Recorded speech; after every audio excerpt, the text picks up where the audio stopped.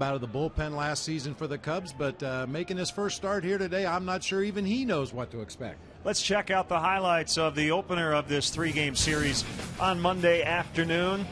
First Cubs game at the ballpark, and it was a fun one. Not the way it started, however. Randy Wells coming off a tough year last year, and he gives up a leadoff home run to Willie Bloomquist, the first leadoff home run of Bloomquist's career. He's filling in for Stephen Drew at short, 1-0 Arizona. The Cubs would get that run back on a hanging curveball from Joe Saunders. Alfonso Soriano with his second home run in as many days. It's a 1-1 tie. Fourth inning, Cubs get the lead for the first time. Carlos Pena with a line shot to right. Birds flying all over the place, and Marlon Bird streaking past the catcher, Montero. 2-1 Cubs. They would not trail again. Eighth inning got a little hairy. Kerry Wood with a huge strikeout inside corner to get Ryan Roberts, and the Cubs dodge a bullet there. They would add on in the bottom of the eighth. Aramis Ramirez with a double off the wall and left. Giovanni Soto would knock him. Looked like this one was going to get out, but the wind really kicking up, pushing that ball back toward the field of play. As it is, it's an RBI double. And then Soriano with his fourth hit of the season. They've all been run-scoring knocks. Soto in, 4-1 at this point. Carlos Marmol in for the third consecutive day. It's Kelly Johnson on the strikeout. Justin Upton through the birds as Marlon makes a catch. Cubs win the final score 4-1. Mike Quade used a lot of his bullpen yesterday, and it worked out well. It did work out well, Len. You know, we talk a lot about using your bullpen early in the season, and you got to go for wins wherever you can get them. And Mike has gone to his late inning relievers to bring home the victory, including yesterday. Some of those guys may need a day off today, however. Well, and Carlos Pena left the game. We saw him taken down for a pinch hitter, Reed Johnson. Well, part of the reason was a sprained right thumb suffered on defense. So Carlos listed as day-to-day, and Luke Stuckmeyer has more on that one. All right, thanks, Len. Tyler Colvin will make his first major league start ever over at first base.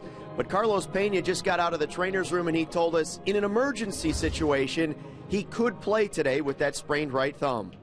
I told Q, hey, you need me? Let me know, because I'm ready to go. You know, so we're trying to be, you know, we're trying to be cautious. You know, but I told him, you know, if you need me to pinch hit or anything, I'm out here working it, so I keep it nice and loose at all times. How much pain do you have, Carlos?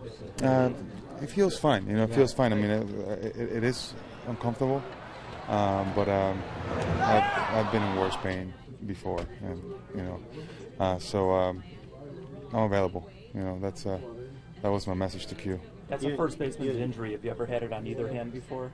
No. This is actually the first time that happens to my right hand. You know, just kind of a freak thing. I mean, I was trying to, just by instinct, probably just put my hand down.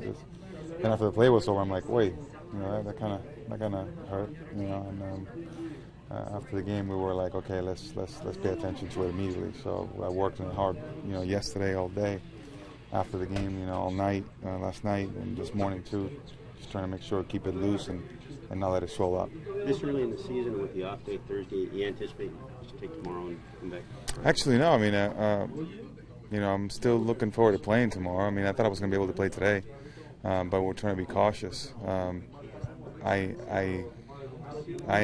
always probably push myself too much at times. So maybe it was kind of not rational for me to think that I was going to be able to start today, but I feel like tomorrow there's a pretty good chance, and you know, I told Q, like, if he needs me to hit today, I will. You just have any test how much progress Colvin has made at first base since the middle of February? Well, you know, I like him out there. You know, he does a very good job. You know, we talked about it, you know, all spring and worked together, and even though you know, I think he's just naturally does a pretty good job there. There's a couple of things that we discussed, and hopefully I help him out a little bit. he'll be fine. You know, he'll be fine. You're not worried about him going 4 for 4 with 4 home runs and you being Wally Pipp, are you? No, actually, I hope he does. Not Wally Pitt me, but I hope he hits 4 home runs. I hope he hits 4 home runs, and then I get healthy and I can come join him. You know, that's really what I want to happen. Yeah. So with Pena available off the bench, it's the 3 C's in action today for the Cubs. Cashner, Colvin, and Castro all ready to play. It's a look at the Cubs' bright future in Game 2 against the Diamondbacks. Len, back up to you. All right, Luke, thanks very much. Stephen Drew's still out of the Diamondbacks lineup with the lower abdominal strain, even though he did pinch hit yesterday. We'll have more, including a discussion about the starting pitchers when we come back to Wrigley.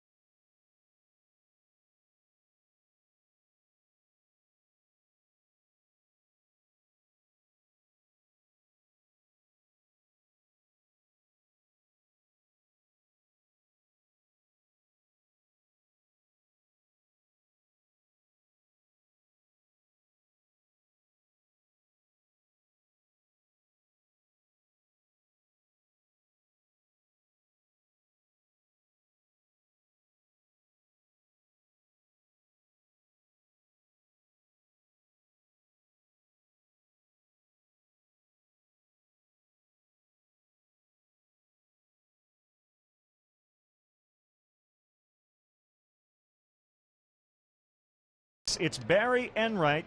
This will be his first career start here. Good rookie season. He had a 3.91 ERA in 17 starts. I'm sure there's some nerves for Andrew Cashner, even though he has pitched in the majors before, but not as a starting pitcher. So Enright for the Diamondbacks, Cashner for the Cubs.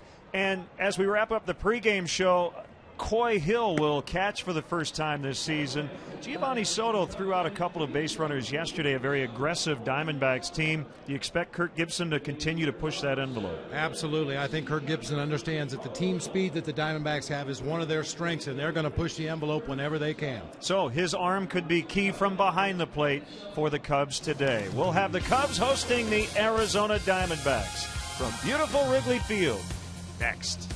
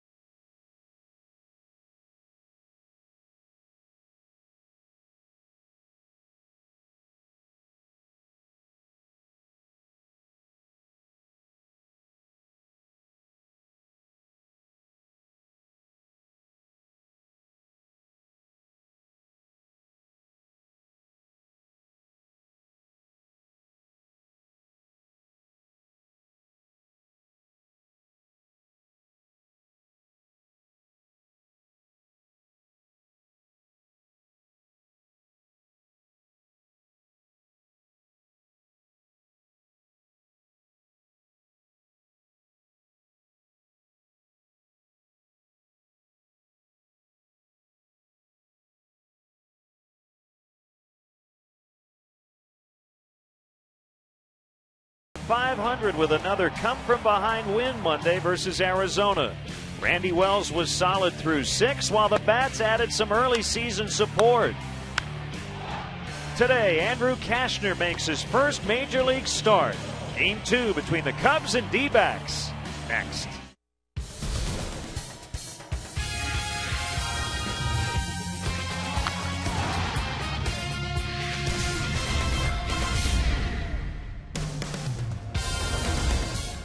We are live from the friendly confines of Wrigley Field on Starlin Castro Bobblehead Day, as Comcast Sportsnet presents Chicago Cubs baseball. Today, the 2-2 Cubs try to jump over 500 for the first time since the end of the 09 season as they entertain the Diamondbacks. It's the middle game of a 3-game series. And hi again, everyone. All bundled up here in the booth. Bob Brenly and Len Casper with you. You have to score to win, but you also have to pitch well. And, Bob, we thought the bullpen was going to be a big strength coming into this season, and through only 4 games, at least, that trend seems to be playing out. Yeah, we knew the bullpens were going to be very important for the Cubs, especially early in the season. Now, the starters have done a nice job, but the bullpen has done an excellent job. 10 1/3 innings pitched. They've allowed only 2 earned runs. The ERA of 174. Opponents hitting nearly nothing against the Cubs bullpen. We probably won't see Kerry Wood or Carlos Marmol today. That's because they've pitched in 3 in a row. Well, possibly with an off day tomorrow, you might think about stretching him out and pitching him a 4th day. But with a ball game today and tomorrow, the off day not coming till Thursday, Q would really like to give those guys a little bit of a rest today. And the starting pitchers through 4 have all gone at least 6 innings, and the Cubs hope Andrew Kashner can give them 6 today. Probably 90 to 100 pitches. This will be his first Major League start. You know, Len, we make so much about Andrew Kashner and his secondary pitches. I think he just really needs to concentrate on using his primary pitch, or is that good electric riding fastball. If he can spot that pitch, keep it in the strike zone, I think he'll do just fine today. Barry Enright will go for the Diamondbacks. Now down to the field, Wayne Messmer with our national anthem. Wayne Messmer, accompanied by Gary Pressey at the Lowry organ, as they honor America with our national anthem.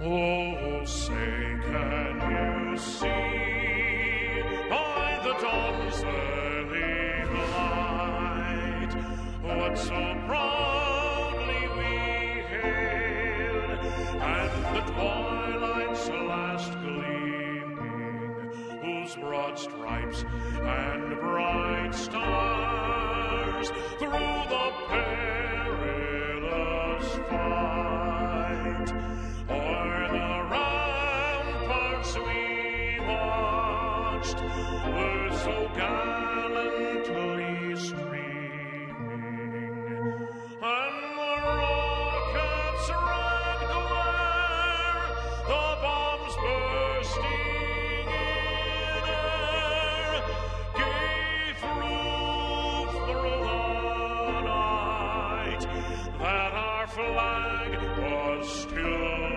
there. Oh, say does that star-spangled banner yet wave o'er the land of the free and the home of the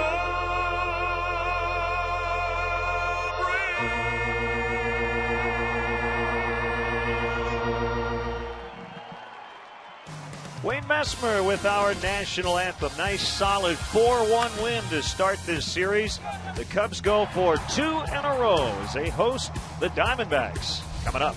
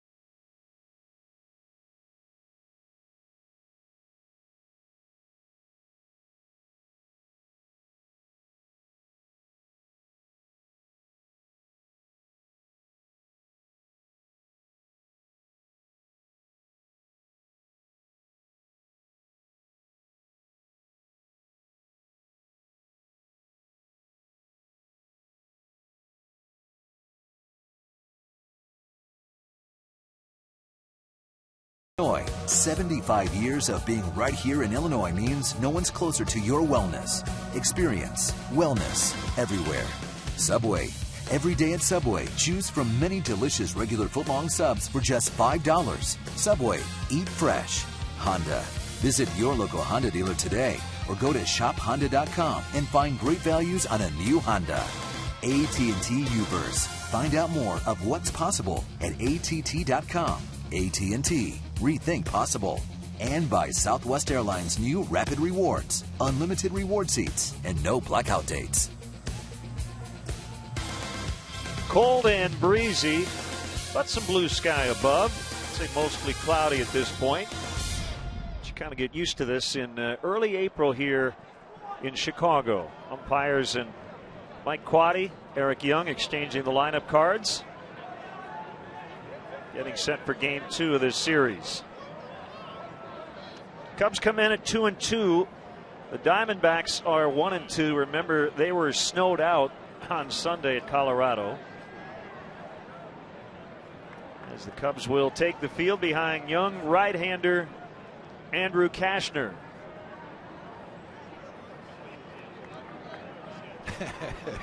Marlon Byrd can't wait to get out to his position in center field. Let's check out Kirk Gibson's Arizona Diamondbacks starting lineup, brought to you by Southwest. Willie Bloomquist led off the game with a home run yesterday. Would be the only run they would score. Johnson, Upton, Montero in the cleanup spot. Chris Young in center. Juan Miranda with his first start in the series. Ryan Roberts over at third. Gerardo Parras in left. And the pitcher's done a nice job at the plate in his short career is Barry Enright. Take a look at the Cubs defensively this afternoon. Alfonso Soriano, Marlon Byrd, and Kosuke Fukudome across the outfield. Ramirez and Castro once again on the left side of the infield. Completely new right side. Darwin Barney at second. Tyler Colvin with his first major league start in the infield at first base. Coy Hill getting the nod behind the plate today. And our Lexus pursuing perfection starting pitcher will be right-hander Andrew Kashner. He was the first pick of the Cubs back in the 08 draft. Last season ripped his way through the Cubs minor league system, starting in AA Tennessee, advanced on to Iowa at AAA, completely dominated at that level, was 2-6 here in the big leagues in 53 games. Very much a strikeout pitcher when he's got that good high riding fastball working, and he can get ahead in the count, he can rack up some punch outs. Michigan native Jeff Kellogg, the crew chief, will handle the plate this afternoon. Eric Cooper is at first. They call him Coop. Mark Carlson at second. And Tim Timmons at third. That's a good name for an umpire, Cooper, because when you hear the Boo Birds, you just say, oh, they're yelling Coop. They're calling my name, yeah. That's why I always wish my parents had named me Lou.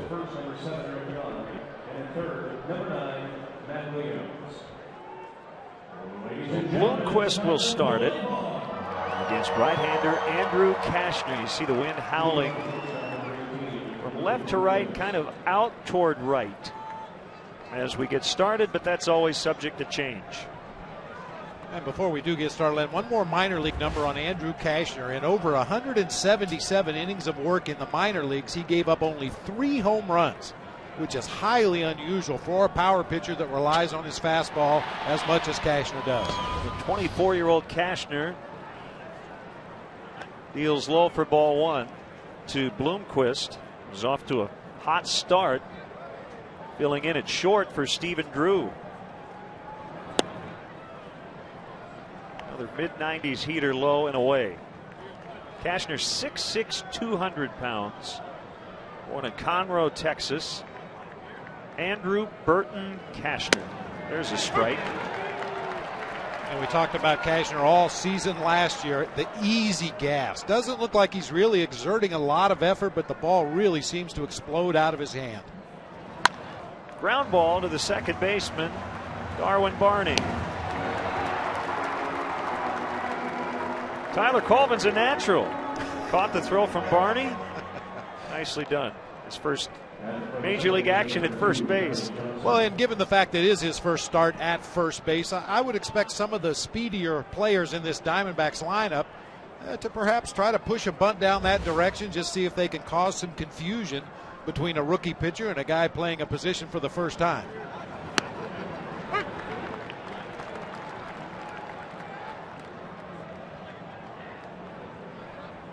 I call him a rookie pitcher. He seems like a rookie to me, even though he is not. Johnson 1 for 5 yesterday with a stolen base.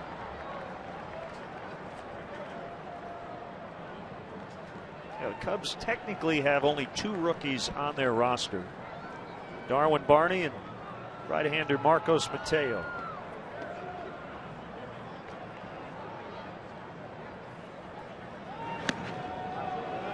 Well, that slider came to eat, didn't it? Yes, it did. Woo. He gets a lot of rotation on that slider. Tremendous movement. Because of that, it may be tough for him to keep that pitch in the strike zone until he finds a good release point. That one way inside. Scooped up by Colvin.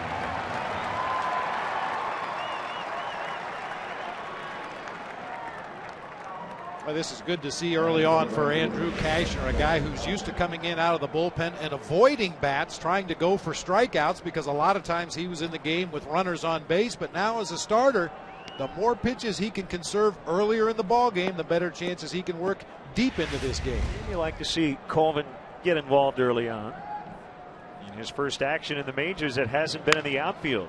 Justin Upton bounces to Ramirez, who looks it in, fires across. 3 ground ball outs for Cashner as he goes 1, 2, 3, and here come the Cubs offensively.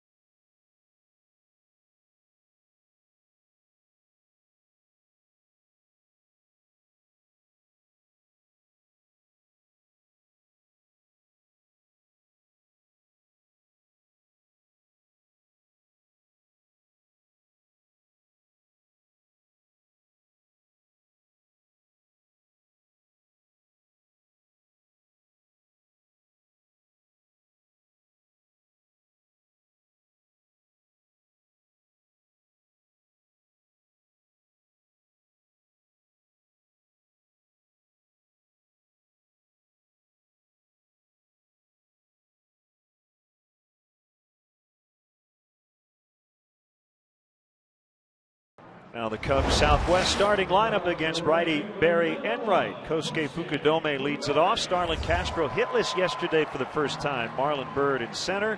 Ramirez at third. Tyler Colvin again at first base for Carlos Pena. Alfonso Soriano off to a hot start, and he always seems to hit the Diamondbacks. Barney, Hill, and Cashner will round it out. Quick look at the Diamondbacks defensively today. They'll have Parra, Young, and Upton across the outfield, left to right. Robertson, Bloomquist on the left side of the infield. Johnson and Miranda on the right side. Miguel Montero doing the catching for 25-year-old right-hander Barry Enright. Just 96 days of big league time going into this season as he's promptly greeted. The leadoff single from Kosuke Fukudome. Enright 6-7 last year for the Diamondbacks with a 3.91 ERA. He was 6-2 at one point before dropping his last 5 starts of the 2010 season. He's a 4-pitch guy: fastball, curveball, slider, change. Has great command of all 4 pitches. He's not necessarily going to give in and throw fastballs when he's behind in the count. You can see the breakdown of his pitches. A changeup he will use rarely. He will use a 2-seam and a 4-seam fastball on both sides of the plate. And he went to Pepperdine. dude. Dude, doesn't get much better than that. Starlin Castro's batting average went down 115 points in one day. He went 0 for 3 yesterday, but also found out he was the Code National League Player of the Week. And that big series against the Pirates.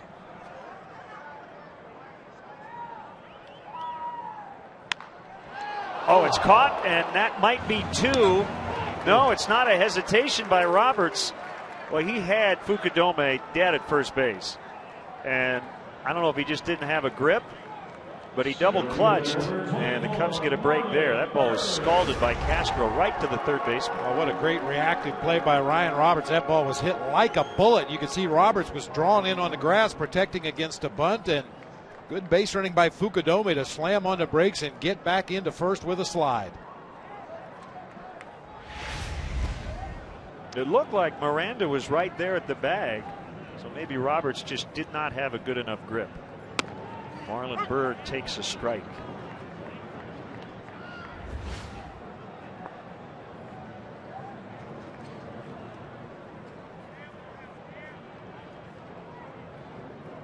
Marlon off to a slow start at the plate. 3 for 18. All 3 hits have been singles.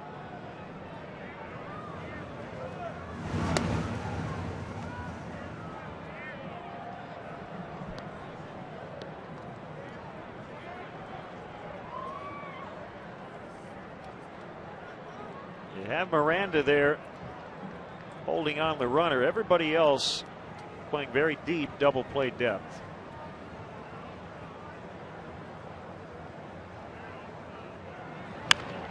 That's down the left field line, and it's going to get down for a hit. Kosuke with a big turn. He's going to have to scamper back to second as Parra got over there quickly.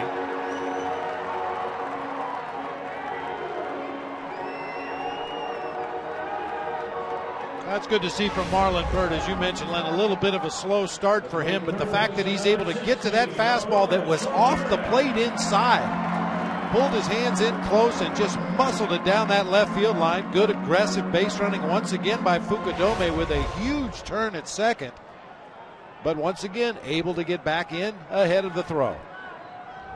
Good day yesterday for Ramirez. 2 hits, a double, and a run.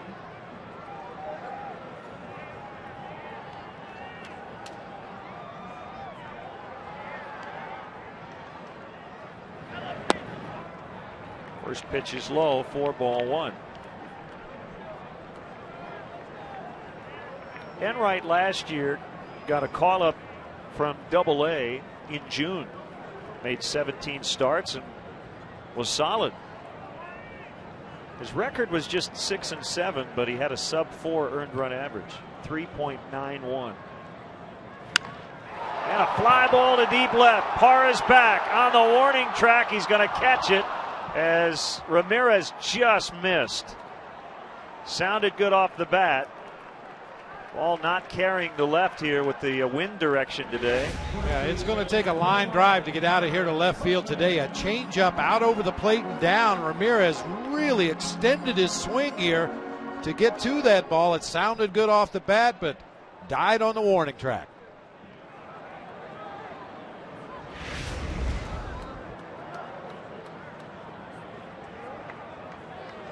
Brings up Colvin.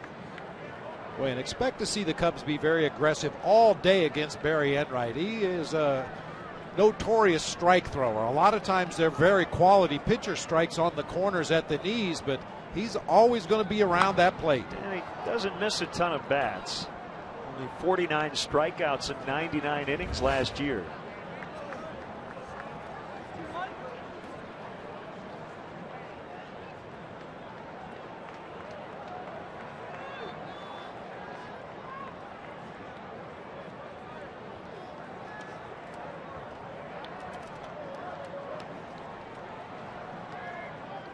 Enright has the sign from Montero in the 0-1 pitch. Blew it by him, 89 on the fastball. Those 20 home runs for Colvin last year, the 4th most by a Cubs rookie. Billy Williams, Walt Morin, and Giovanni Soto, the only 3 rookies to hit more home runs in their first season.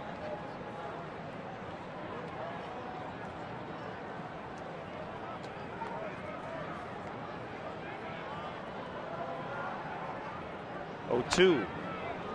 Tapper foul on the checked swing. And the Diamondbacks for years had an organizational policy on that 0-2 pitch. They want to throw a high fastball up above the letters, and to help the pitcher accomplish that, a lot of fans may remember catchers almost standing straight up behind home plate. Enright is a guy, according to his history, according to the stats that we've seen on him, will throw a lot of high fastballs in that 0-2 count.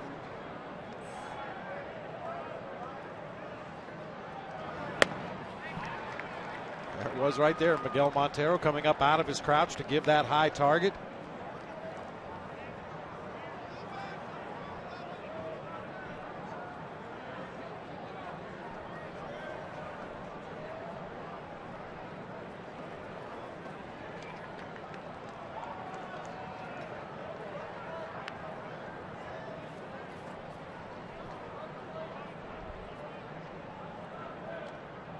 Long pause by Enright before the 1-2, and a foul pop back this way.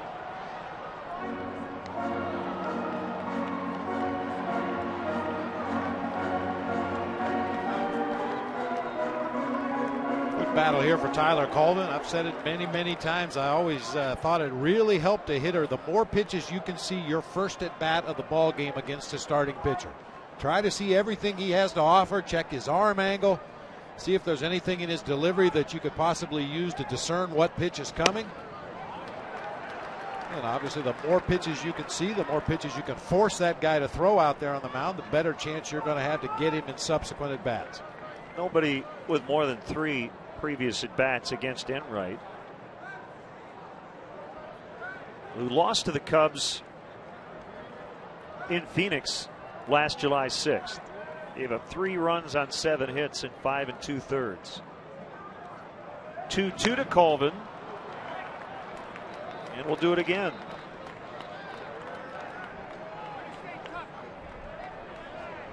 Tyler just managing to stay alive, getting a piece of everything. That's a slider down and in at 81 miles an hour, able to just top the ball foul to stay alive. Force Enright to come in there one more time. And you saw in pitch tracks, everything in this at bat has been in. Nothing out over the plate yet. The guys do make mistakes.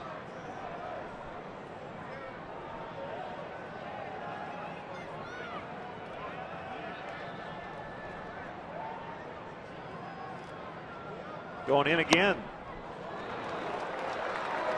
It's interesting to see, Len, because if you look at some of his pitch charts from last season, Enright did work both sides of the plate, but in talking to Cubs catcher Coy Hill before the game today, his recollection was that Enright, as you said, loves to pound the lefties inside, both with his 2-seam and 4-seam fastball and that hard slider he tries to throw to the back foot. And so far, I think Coy's right on the money. Runners will both go with 2 outs.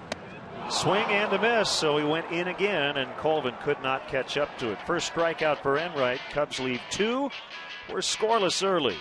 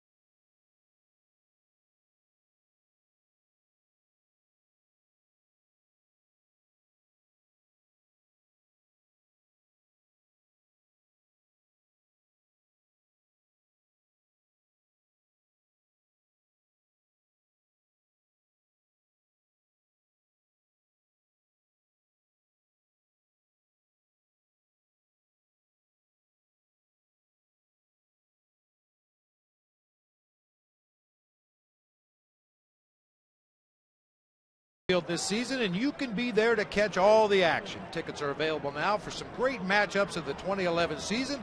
To purchase tickets, visit Cubs.com, call 1-800-THE-CUBS, or visit the Wrigley Field box office. Andrew Kashner with a 1-2-3 first. We start the second. Miguel Montero fouls off for strike one. He hit sixth yesterday in that cleanup spot here in game two.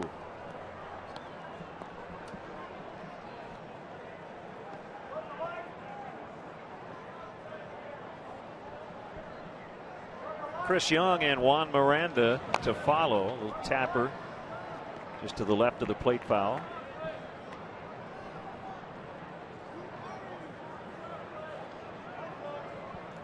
Andrew Kashner came up as a fireballing short reliever last year. And in those short stints, we saw him hit the mid to upper 90s. Montero to ground out back to the mound. But the Cubs wanted to give him a chance to do what he had done in the minors, and that is start. And he went out and he grabbed that fifth spot. And obviously a lot of difference when you're coming into a ball game from the bullpen and know you only have to retire maybe 2 or 3 hitters to get your team out of an inning, as opposed to taking the ball to start the game and hopefully throwing 90 or 100 or 110 pitches. Physically, it's a lot different. The preparation was a lot different this spring, but more than anything else, I think it's going to be the mental shift, as I mentioned earlier, from trying to miss bats and strike guys out and avoid base runners, as opposed to what we saw in the first inning. Pitch to contact, let your defense work, keep that pitch count down, and try to get deep into the ball game. 0-1 to Chris Young is low and away on a slider.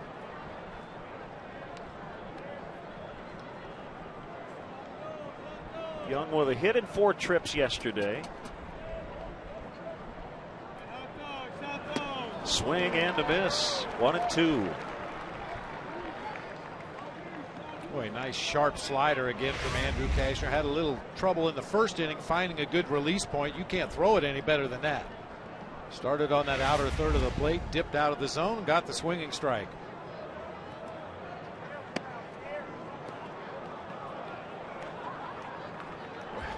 That's a tough pitch to take right there. 96-mile-an-hour fastball at the bottom of the kneecaps on the outside corner.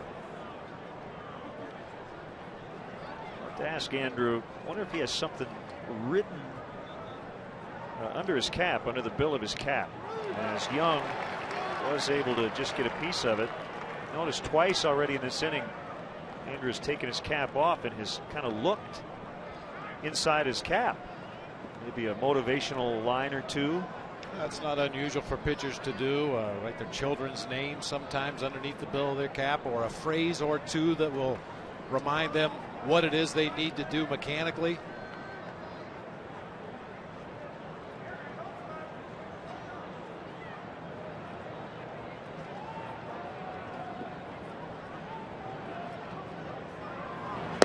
Got him that time.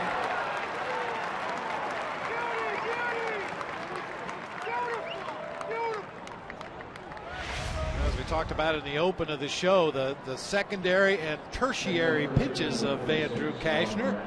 The straight changeup, and in this case that hard slider. It can't help but give him confidence when he's throwing that pitch as well as he has been here early in the game. You get the feeling Andrew knows that he's always got that fastball in his back pocket, and if necessary he can hump it up there in the upper 90s.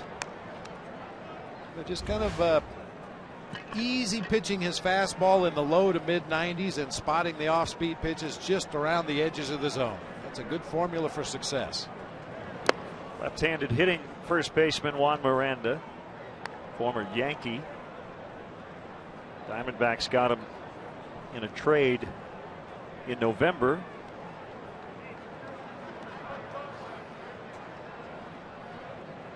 From Cuba, now lives in the Dominican Republic.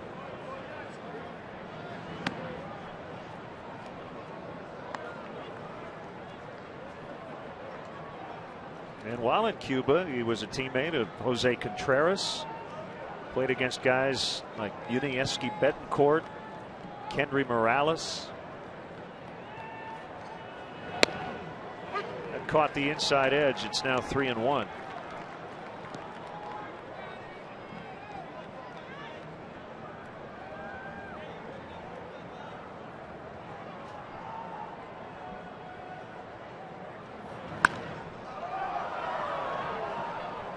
Well, that's a good sign as well, Len. A 3-1 count, obviously a real good hitter's count. You anticipate that you're going to get a fastball to hit. Andrew Kashner gave it to him, and Miranda was well tardy on that 3-1 fastball.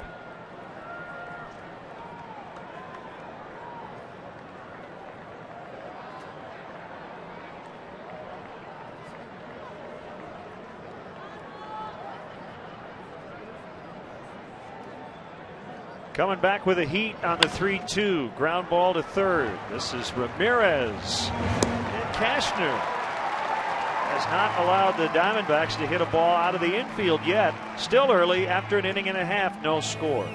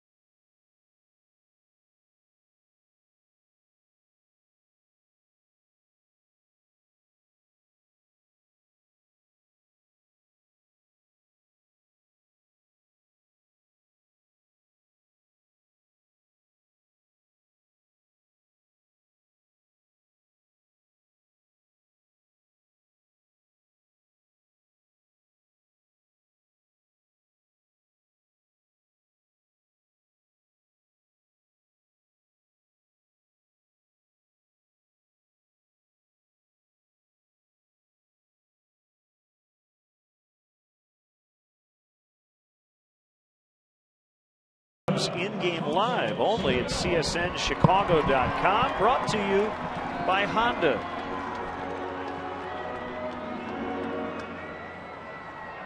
Blackhawks hockey tonight from Montreal here on Comcast Sportsnet. Soriano, Barney, and Hill for the Cubs against Barry Enright. First pitch is inside to Soriano. He has homered in back-to-back games.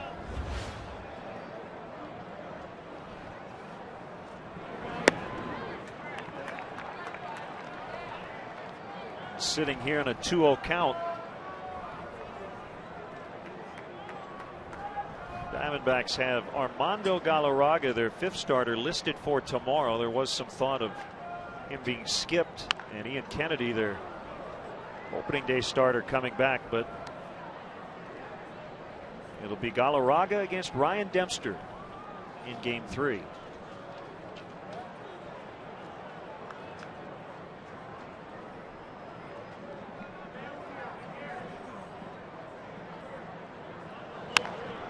In on his hands, and he jerked it foul. 2-2. You know, Len, you mentioned Alfonso Soriano with 4 base hits, and they've all been big ones. The really encouraging thing for me is the fact he's been hitting off-speed pitches. A hanging breaking ball from the lefty Joe Saunders yesterday. Drove a ball to right center on an off-speed pitch to drive in some runs earlier. He's not just sitting on fastballs alone. He's made some nice adjustments early on to off-speed pitches, which is always going to be a key for Alfonso Soriano, being able to recognize the pitch and make quick adjustments.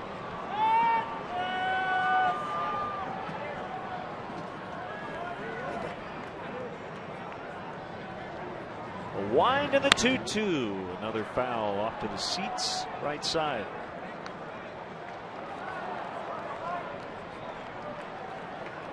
A good example here in a 2-strike count. He's able to fight off a changeup that was dropping out of the strike zone low and away. Just get that bat out there, foul it off, force Enright to come in there one more time. A roller to Roberts.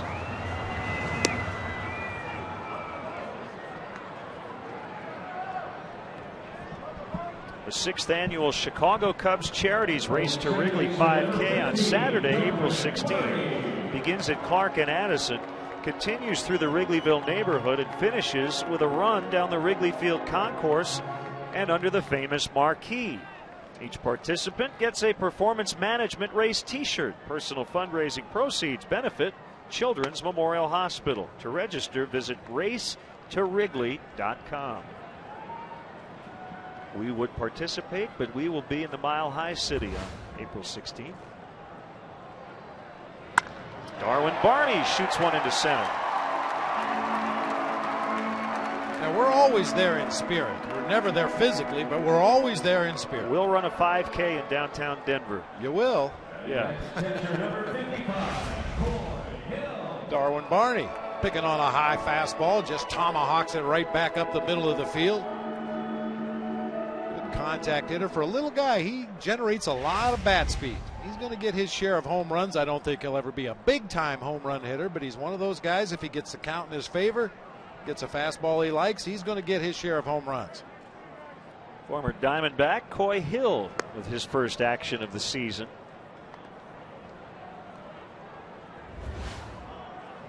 Now, that's when I first really became aware of who Coy Hill was when he was catching for the Diamondbacks. Of course, I knew the name from his Dodger days, but Coy Hill was run over at home plate one night at Old Bank One Ballpark by Ty Wigginton and broke his ankle on the play.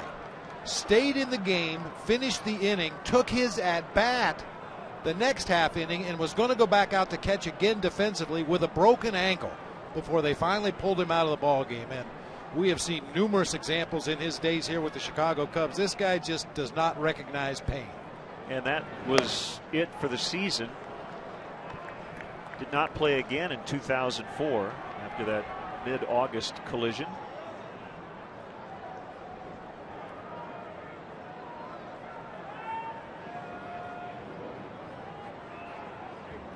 Well, he about severed every finger off his hand in that table saw accident. Has been able to come back from that. 3 balls, no strikes with the pitcher Cashner on deck.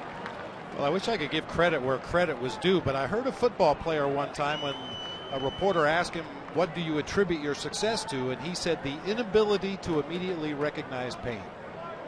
And I think Coy Hill fits that description pretty well.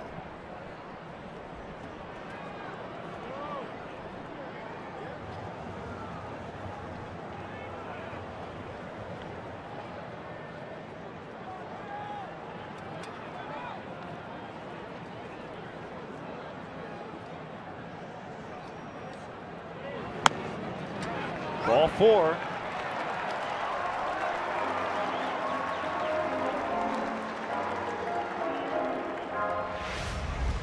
That looked to be right on the borderline at the top of the strike zone there, right on the mask of Miguel Montero. Pitch track said it was in the upper quadrant of the strike zone there, but Coy Hill takes the base on balls. Now this ought to be interesting.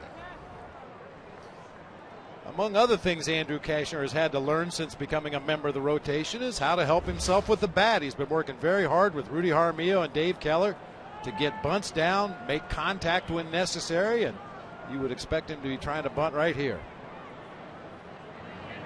There it is. Good one. Nice. Well done.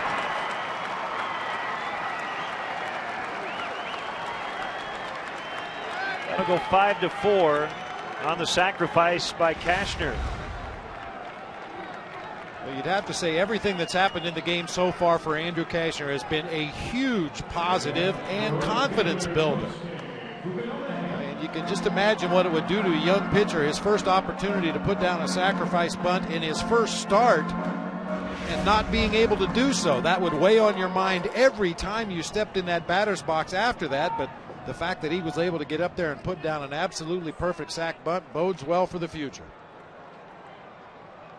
Now it's Fukudome's job to get at least one in. That's Barney at third. You have Coy Hill at second. And a base hit should score 2.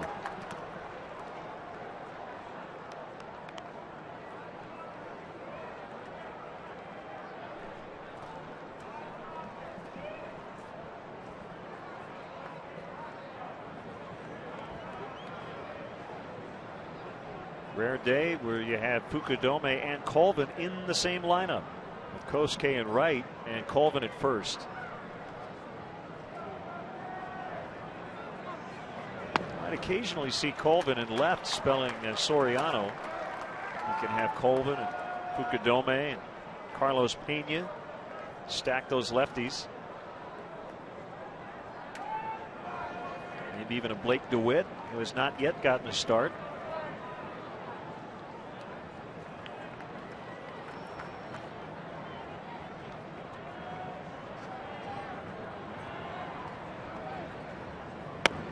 Three and 0, Castro on deck.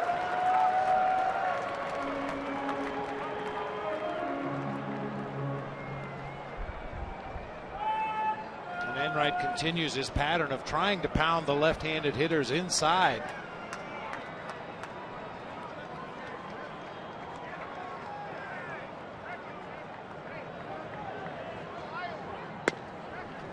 Now 3-1. And major league hitters are always looking for something like that, something to hang their hat on. This guy likes to pound lefties inside. And I guarantee you the left-handed hitters in the Cubs lineup today, if they get counts in their favor like Kosuke has right here, look for something from the middle of the plate in, get that bat started a little bit early. Throw to second, gets into center, and the Cubs will get a run. That was ball 4. But Barney scores as Miguel Montero, for some reason, tried to pick off Coy Hill at second base.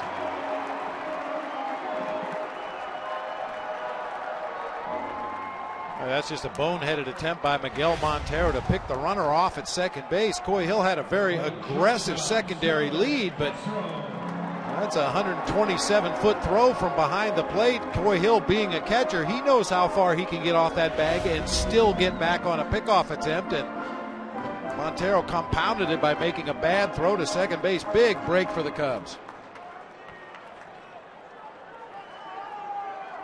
So they get the lead on a throwing error by the catcher.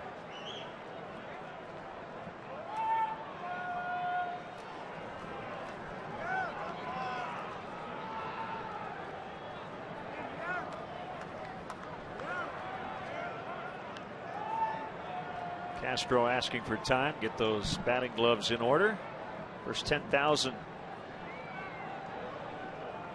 here at the ballpark. Got the exclusive limited edition Starlin Castro bobblehead doll, presented by Comcast Sportsnet. So we're happy to sponsor this giveaway today.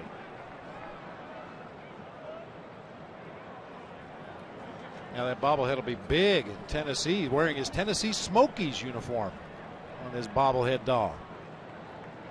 Where he was last year before he got that big league call up.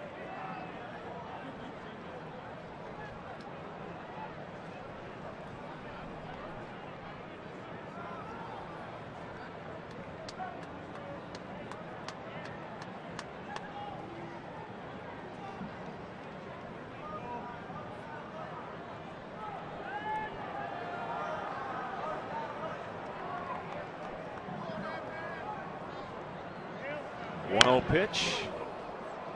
Now 1-1.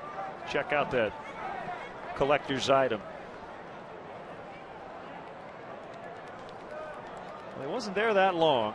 Part of 09 and started last year, and he hit in the 370s at Double-A before he did get that call up in early May. Pretty neat, isn't it, that everybody there already saying, you know, Starlin Castro was once here.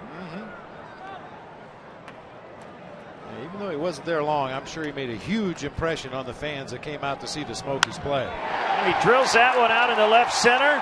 Coy Hill is in. Fukudome on his way to third. Ivan De Jesus is going to let him go through. Throw to the plate. They got him. Just got him, I think, on the sleeve. Ivan was going to send him. Then he put on the stop sign, and Fukudome ran through it and gets nailed at the plate. But they do get that one run and the earlier tally on the throwing error, so it's 2-0 Cubs.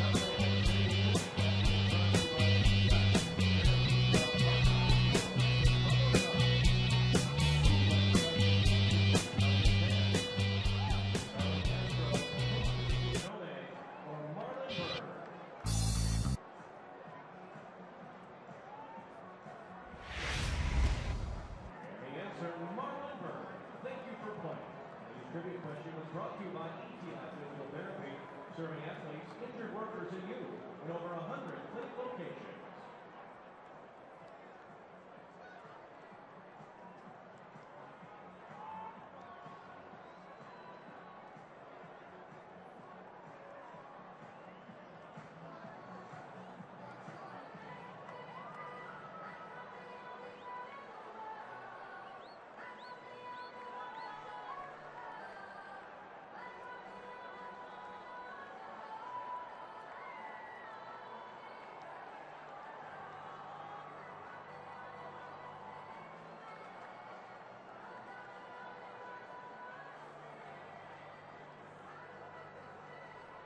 Cuisine, nightlife, entertainment, and adventure, all at your fingertips.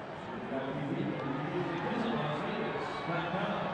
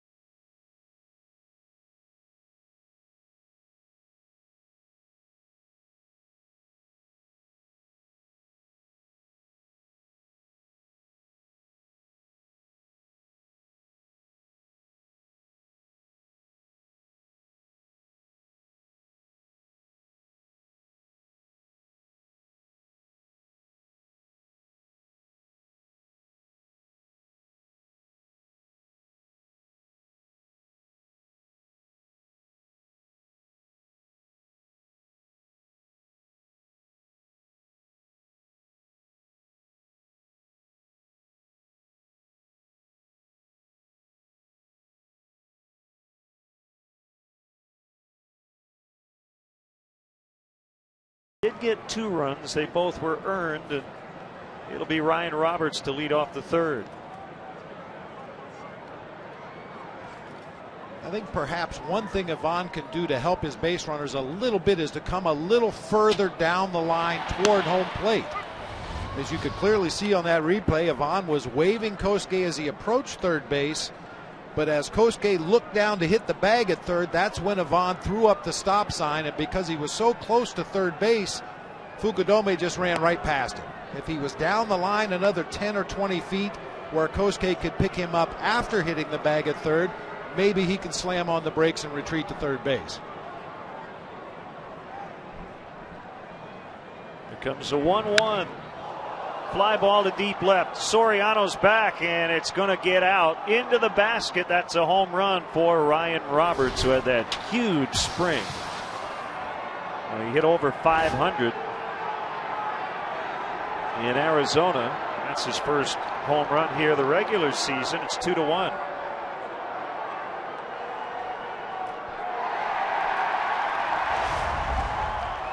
Much like Willie Bloomquist's leadoff home run in the ball game yesterday, Ryan Roberts' home run comes on a fastball inside, maybe even off the plate inside, but puts a good quick swing on it, gets a barrel on it, and just does tuck it into the basket and straightaway left.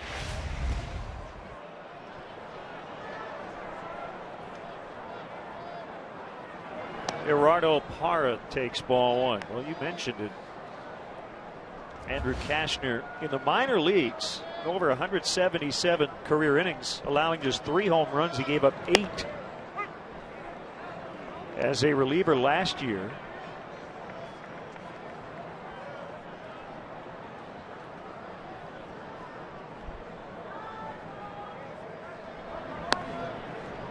Two balls and a strike. The pitcher Enright on deck. Well, the history of this great game is full of starting pitchers who gave up a lot of home runs, both in seasons and over the course of their career. But if you can limit the damage to 1 run, don't walk guys ahead of those home runs, you'll be all right. Soriano retires Parra.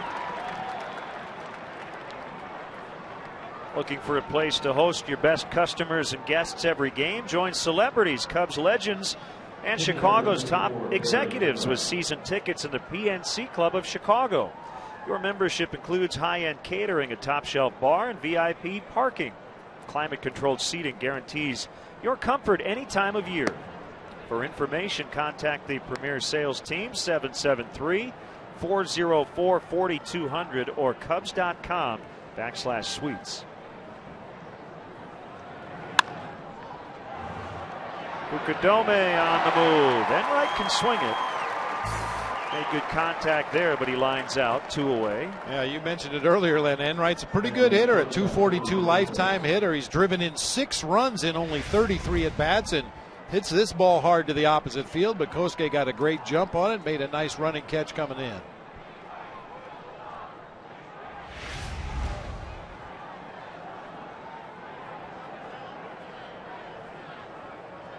The off outfielder is usually a little more alert with the pitcher at the plate. In this case, Barry Enright, a right-handed hitter, granted a pretty good right-handed hitter, but more often than not, pitchers are going to hit the ball to the opposite field. Just not quick enough to turn on that fastball.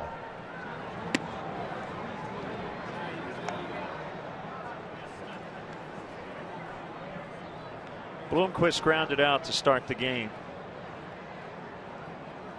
Everything's been in the air this inning. Ground ball outs or strikeout in the first 2 innings.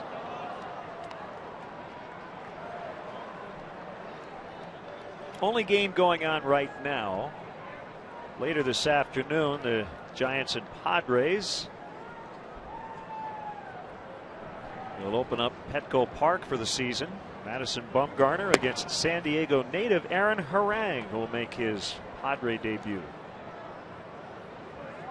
And the conventional wisdom would be that Aaron Harang should be a lot more successful at Petco Park than he was at Great American Ballpark. Castro comes in and throws out Bloomquist. Leadoff homer Ryan Roberts. Cubs lead 2-1 as they'll bat in the bottom of the 3rd.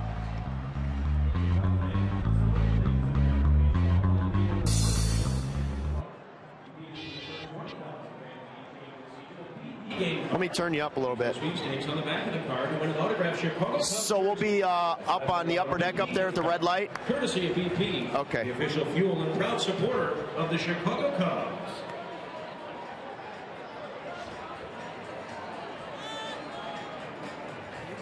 WeatherTech is a proud sponsor of your Chicago Cubs. WeatherTech floor liners are laser measured to custom fit and perfectly protect your vehicle's floors. Dirt and spills stay in the liner until you wash them away. Order your WeatherTech protection today at WeatherTech.com or call 1-800-CarMax. WeatherTech floor liners.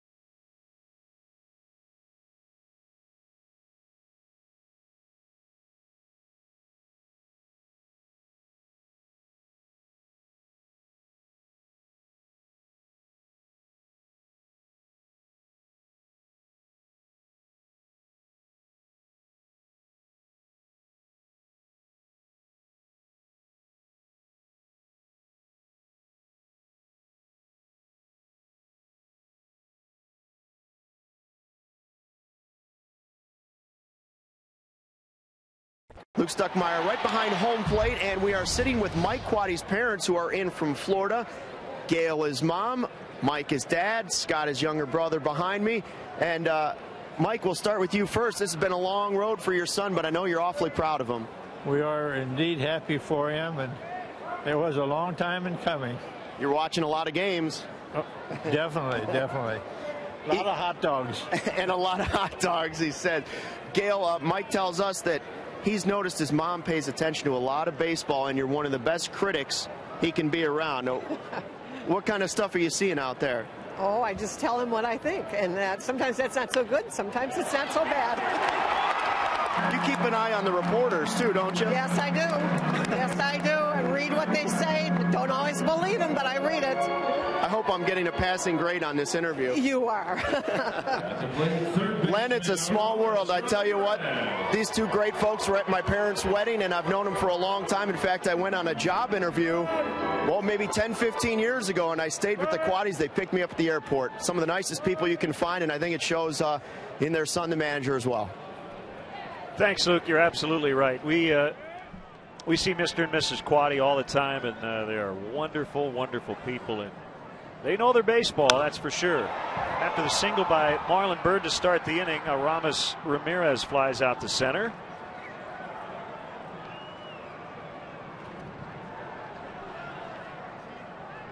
And one away here in the inning.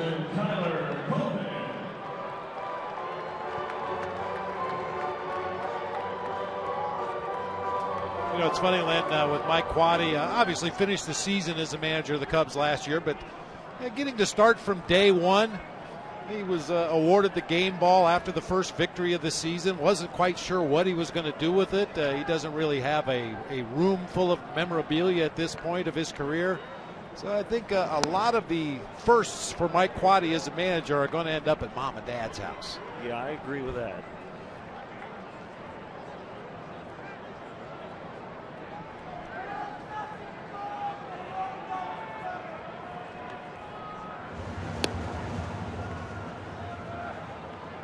One and nothing on Tyler Colvin. He struck out to end the first inning. Cubs got 2 in the second.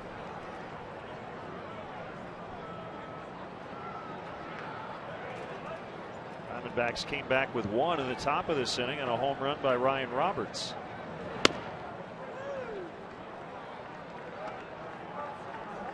At some point, Tyler Colvin, Coy Hill, Kosuke Fukudome, one of these lefties in the lineup is going to step in the bucket, anticipate that fastball inside, and hit a ball across the street onto Sheffield Avenue.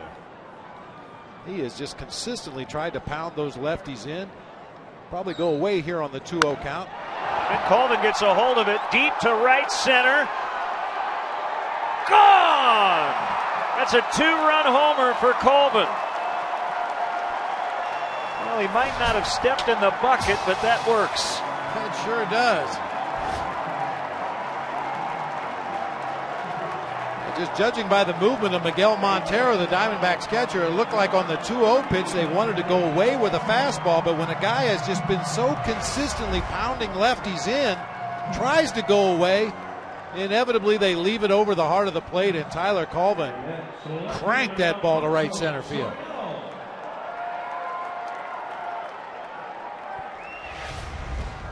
Carlos Pena was asked about being Wally pipped on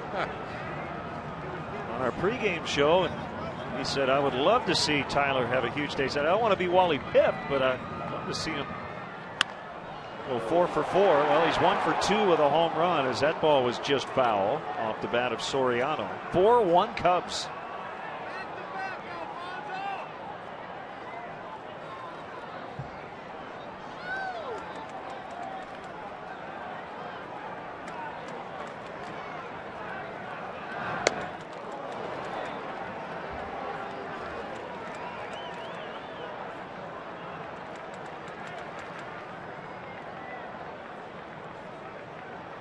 One and 2 to Alfonso Soriano. Got jammed and fought it off. Well, just in case the fans out there aren't quite sure who Wally Pipp is, you'll hear that a lot around clubhouses in Major League Baseball. Wally Pipp was an outstanding first baseman for the Yankees, a .281 lifetime hitter that took a day off because he had a headache. And some young ball player named Lou Gehrig took his place in the lineup and stayed there pretty much forever. So when a player takes a day off and his replacement has a big day, his teammates will tell him, hey, you're getting Wally pipped.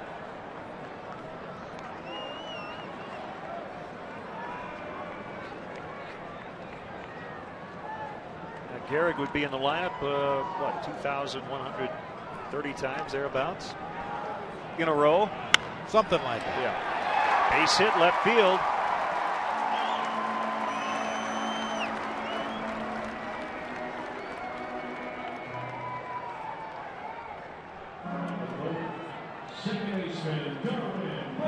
All throughout the Cactus League, Alfonso Soriano would tell anybody that would listen to him that he feels great physically this year. He feels like his legs are underneath him for the first time in a number of years, and off to a really good start at the plate so far.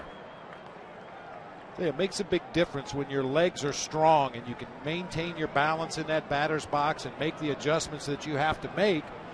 When you have some kind of an issue or when you feel pain or weakness when you try to do something in that box, it has to affect your swing. That's Charles Nagy, their first-year pitching coach.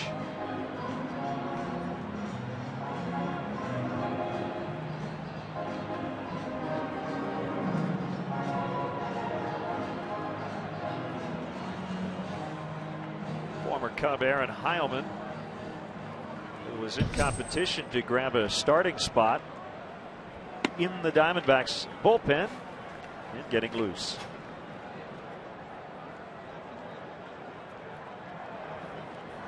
Now Darwin Barney. Roberts pulled in on the grass at third. Double play depth up the middle, and ball one. Single and a run for Barney in the second.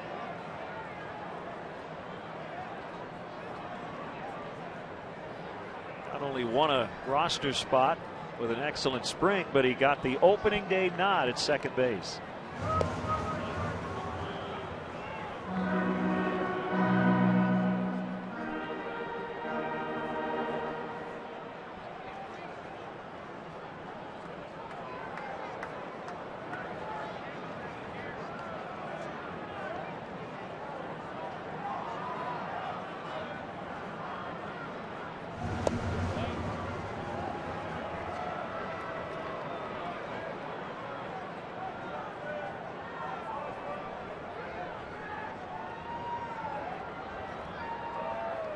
Probably not a straight steal opportunity here for Alfonso Soriano, but certainly a good hit and run possibility with Darwin Barney at the plate.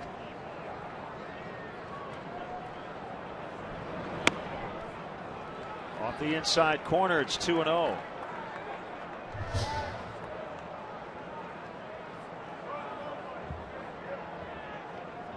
Kind of been in the celebrity lookalike mode here lately. How about a young Bert Blyleven when you look at Barry Enright? Yeah.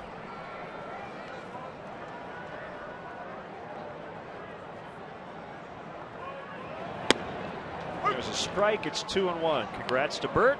Finally getting his due by going into the Hall of Fame.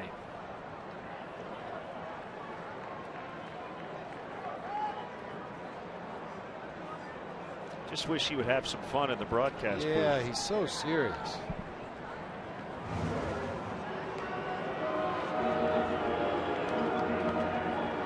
Talked about guys having good careers in spite of giving up home runs. He gave up some home runs. Yes, he did. But most of them were solo homers. Didn't get himself into trouble with walks. One hopper, Johnson the flip, and Bloomquist the turn. And that'll end the inning. But Tyler Colvin with a 2-run blast, and the Cubs now lead 4-1.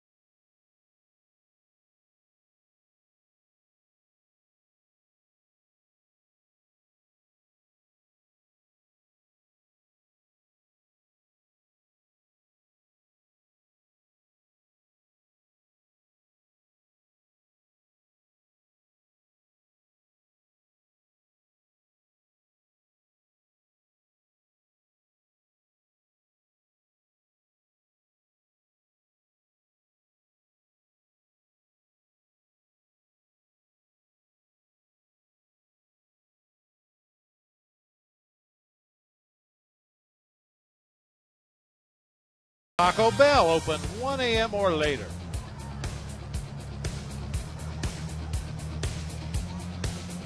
Another cool day here at the ballpark, but we're dry, a little sunshine now and again, and the Cubs lead 4-1 as they try to get over 500 for the first time since they finished the 2009 season.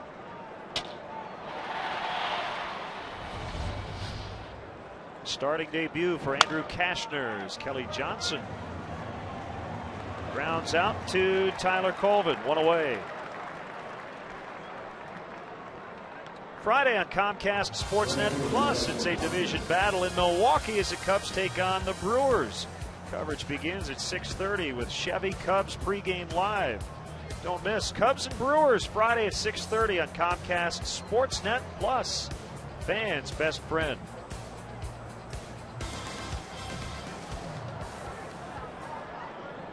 Always fun when the Cubs and Brewers get together. Milwaukee is 0-4 to start the season. A couple of late home runs by the Braves yesterday. They spoiled Milwaukee's home opener 2-1.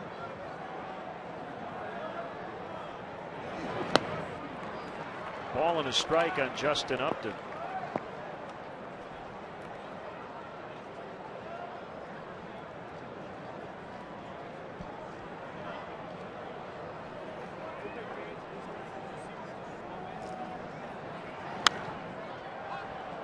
Now it's 1-2. Cubs offense giving Cashner a little breathing room here as he settles into the middle innings.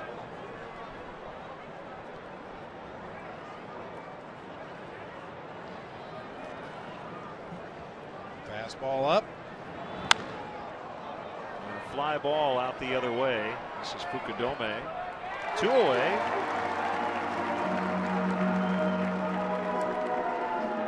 Hill called for the fastball, the old number one, and then wanted it up in the zone. You see he gets up off his crouch, not quite as much as Miguel Montero, and Cashner probably would have liked to elevate that just a little bit more, but Upton still could not catch up to that mid-90s heater, and it's a lazy fly ball to right field for the second out of the inning.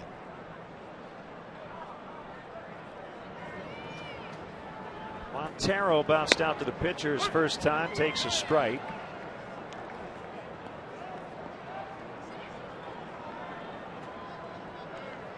Astros and Reds after an off day yesterday will start a series in Cincinnati. Reds are 3-0. The Astros 0-3. Jay Happ, who was originally slated to go on Sunday in Philadelphia, pushed back a couple of days because of a right oblique strain. He'll go tonight against Mike Leake. That oblique strain, that's the injury of the season so far. We've heard more oblique strains in spring training in the early part of the season than I can remember in a long time. A couple years there, it was the hook of the hamate bone in the hand. It seemed like once a week somebody was going down with that injury. This year it's the oblique. Cashner's 2-1 and a ground ball into right and a base hit. For Mike Leake, he had a bad spring, an ERA in the 7s, but is in their rotation because Johnny Cueto is on the disabled list. Center fielder number 24, Chris Young.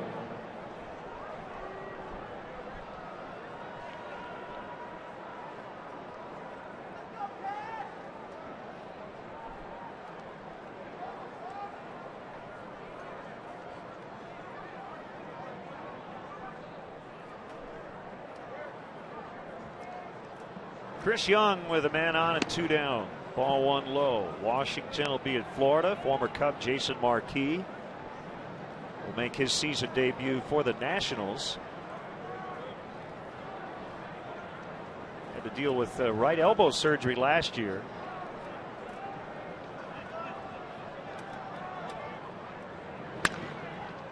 Castro ranging into the hole. The throw goes to second, and Barney basically playing a first baseman with a stretch. And they get Montero for the force out, and that ends the inning. Midway in the 4th, Cubs 4, Diamondbacks 1.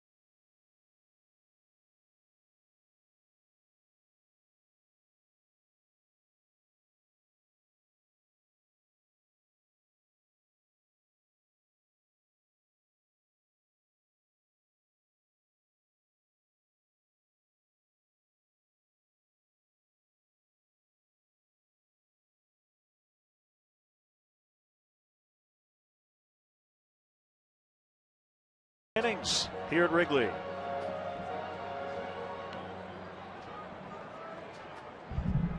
Great to have you with us on this Tuesday afternoon.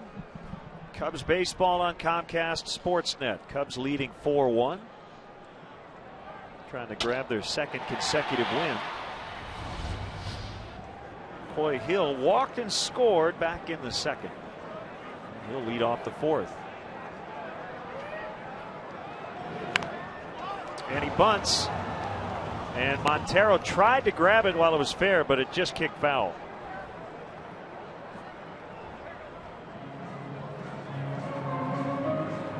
A good idea by Coy Hill leading off an inning. The element of surprise working in his favor. Unfortunately, that ball just trickled foul as Montero came out of the chute, tried to make a quick play. Get that ball a little further down the third baseline. He's got a chance to beat that out for a base hit.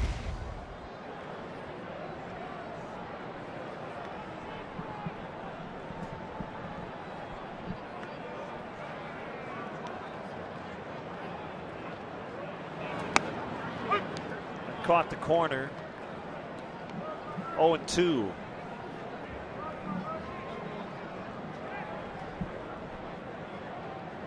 Coy only had one hit in spring training.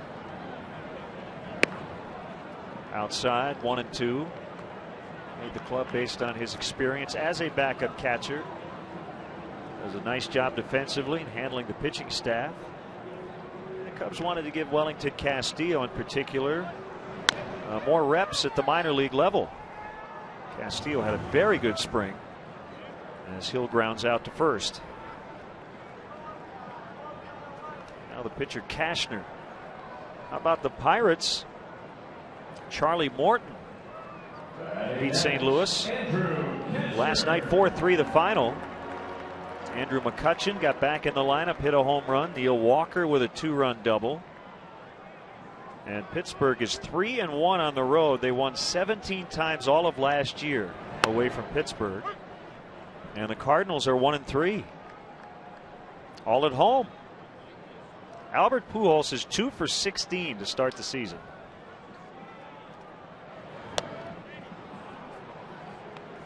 Don't think that'll last, but well, we can hope.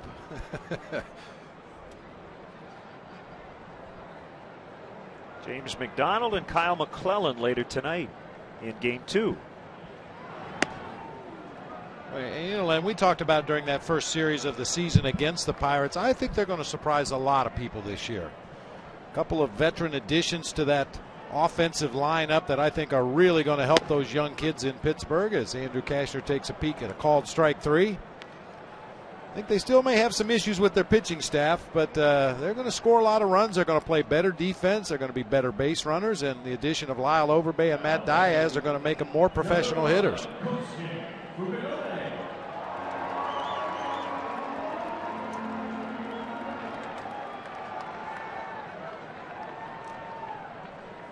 Kosuke with a single and a walk from that leadoff spot. He was gunned down at the plate in the second inning. Drills it the other way. Parra will make the catch on the move for the third and final out. First 1, 2, 3 for Barry Enright. On to the fifth. Cubs lead 4-1.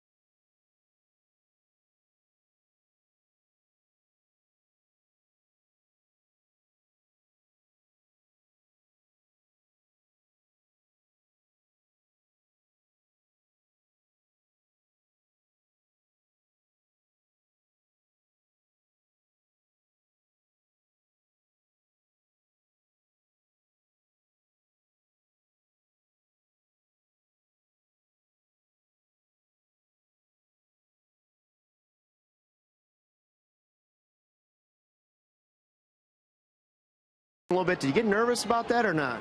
Very nervous. More nervous than I ever did playing. Baseball came naturally, but singing is certainly not my cup of tea. Which former teammate is the worst at doing it? Oh man, they're all pretty rotten. I want to do better than Ozzy Osbourne and Mike Ditka, and I want to remember the words. I don't want to go Christina Aguilera on you here. I'm confident you can do that. Len, we'll send it back to you. They're all pretty rotten. They're all pretty rotten. That's Gracie for That's you. good analysis there. Look forward to that a little bit later as Juan Miranda looks at a strike.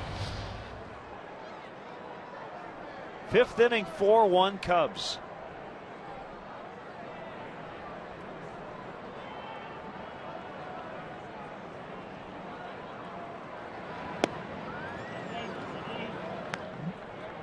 We'll see Arizona in Phoenix at the end of this month, and then that's it. Guess we'll have to wait till the postseason. These two teams would match up again. It'll be a 4-game series at Chase Field. Who wants it? Marlon Byrd. Hey fans, text footlong to 29653. If you're the 500th texter, you could win $5 footlong subs from Subway. Bob, we want to send out our deepest sympathies and our thoughts go out to the friends and family of a longtime Cubs fan who passed away recently, Eric Olszewski.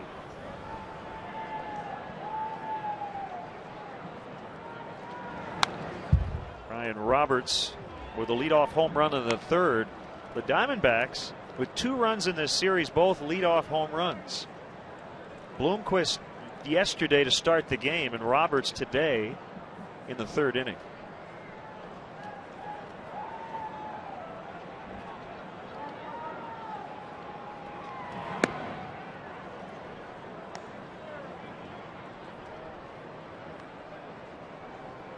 Send out happy birthday wishes to longtime Cub fan Janice Pelletier.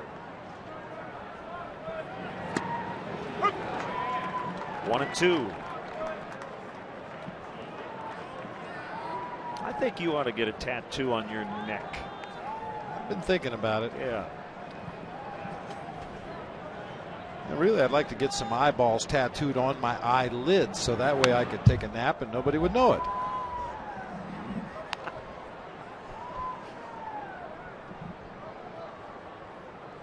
That seems like it would be very painful. I would think so.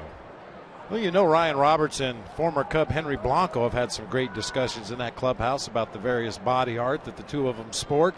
Henry's got the flames down his forearms. Not sure what all Ryan Roberts has going, but quite a bit of artwork.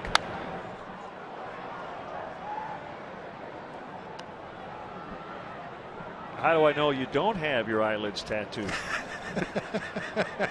Good question. Guess when you start running into things here in the booth, I'll know.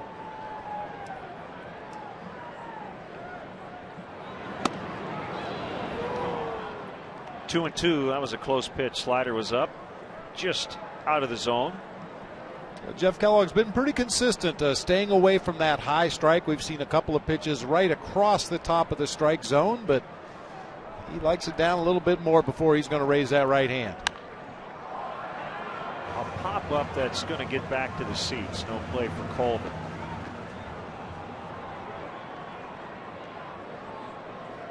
What about you, partner? Are you supporting any body art? I do not have any tats. No. No.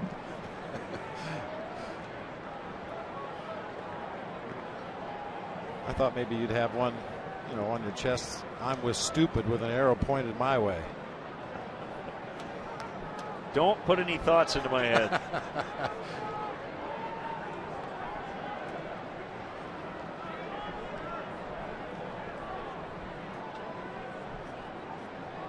Maybe I'll get that t-shirt. That wouldn't be a bad idea.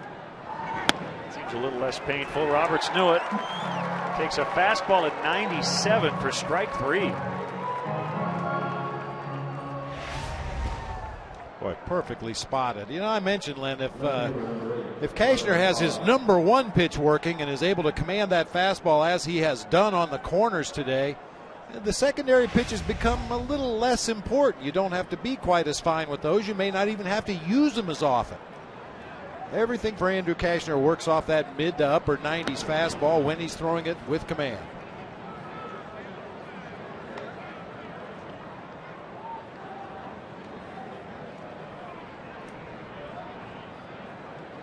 Really limited their opportunities. He had the leadoff homer in the third inning, but he's only had to work from the stretch to one batter. That was in the fourth after a 2-out single.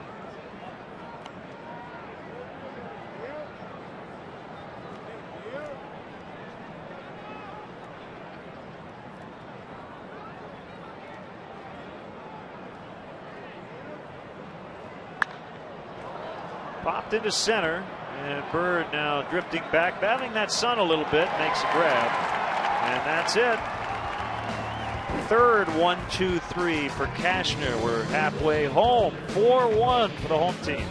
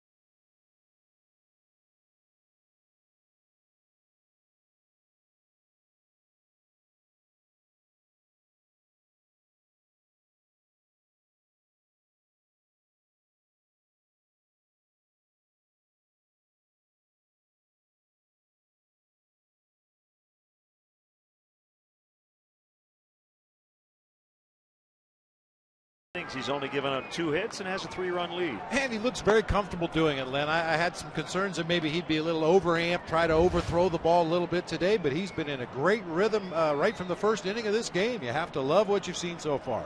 Cubs have not started a winning streak yet, but they'd like to do that here today as they go for 2 in a row and try to get over 500. Well, it'd be nice.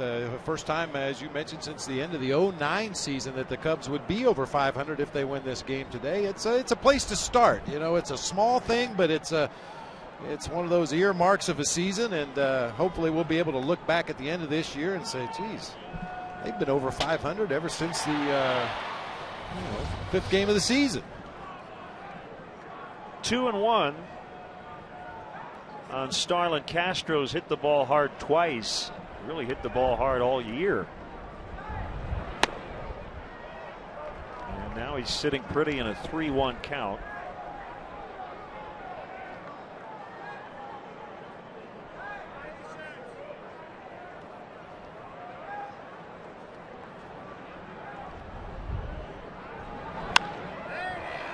Fly ball out to center where Chris Young is standing by. Wind now really blowing out toward center and right center. That ball pushed Young a few steps toward his left. Know a newborn Cubs fan? The Newborn Fan Club is the perfect gift to showcase what it means to be a Cub for life. Receive a customized photo announcing the birth on the Wrigley Field marquee, a Cubs birth certificate, Cubs baby stocking cap, and a Cubs Rookie of the Year onesie. Perfect for parents and friends alike. Visit Cubs.com for more info and to sign up today.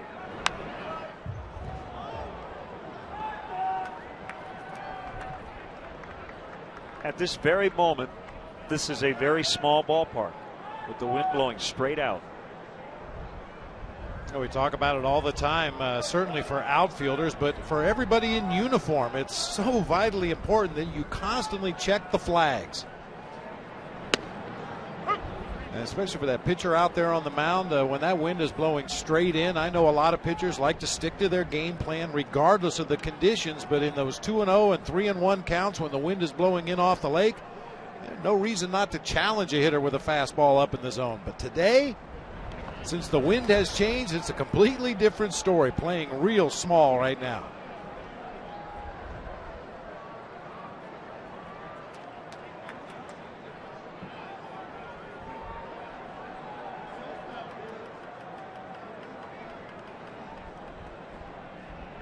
One and two to Marlon Byrd. Already with 2 hits today. Going to happen this time as he strikes out. Number 3 for Enright. Good movement on that 2-seamer from Barry Enright. Starts on the inside corner, just continues to run way off the plate inside. Marlon Byrd with his 2-strike approach saw fastball inside corner, and by the time he got the bat to the hitting zone, the pitch was gone.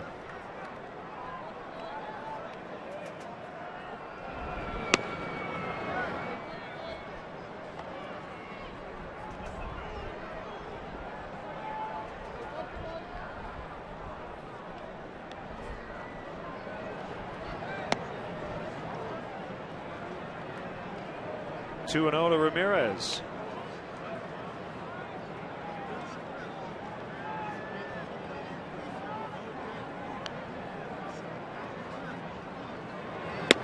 Big swing that time. It's 2-1. We want to send out special happy birthday wishes to Jim Corno Sr., the president of Comcast Sportsnet.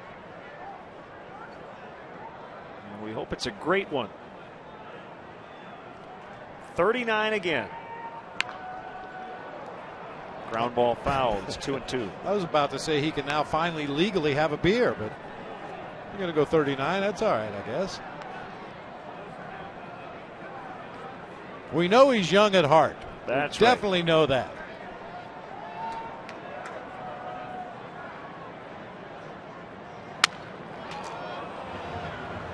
Picked up by Bloomquist, and the throw beats Ramirez, who will have to get a new bat for his next plate appearance. Still 4-1 Cubs as we head off to the 6th.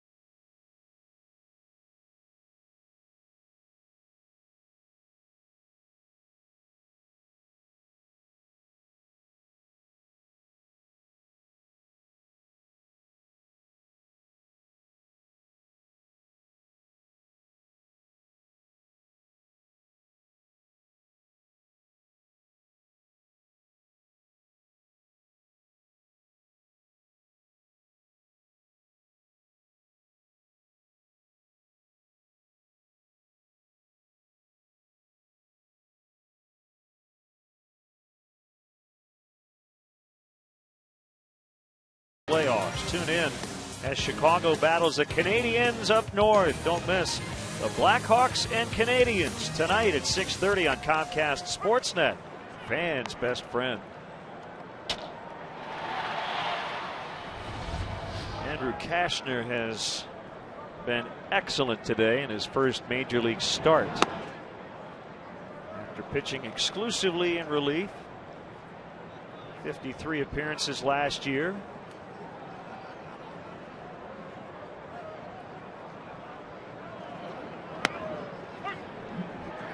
One and two to Enright. Boy, this is just what the doctor ordered for Mike Quade and Mark Riggins, the pitching coach. When you send your number 5 starter out there, you're never quite sure what you're going to get from him, especially a guy making his major league debut as a starting pitcher. But given the condition of the Cubs bullpen going into play today, this is exactly what Mike Quade was looking for. We have some prom requests. See, if that were Mike, we would have had it all set up, but that's Sam. If that were Liz, everything would be just fine. But it's not. It's Mike and Katie and Liz and Sam. I think Katie and Sam should go to the prom together. They take care of it. Makes a lot of sense to me.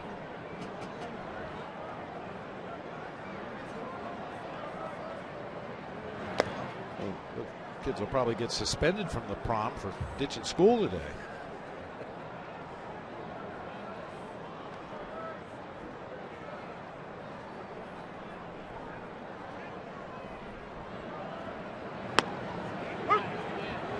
One and one to Bloomquist.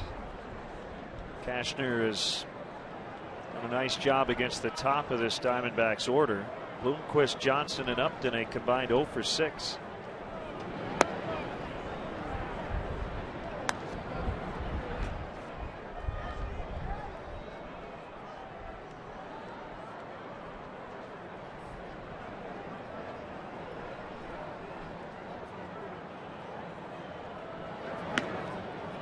Now 3-1. Kashner has not walked a batter yet.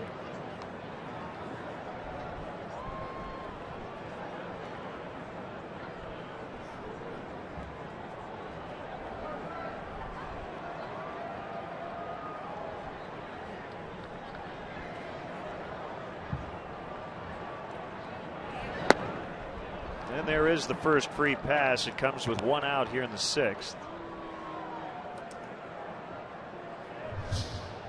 How about those Orioles under Buck Showalter? 4-0 to start the season. Uh-oh. Yeah. Mark O'Neill sees something. Darted out to the mound.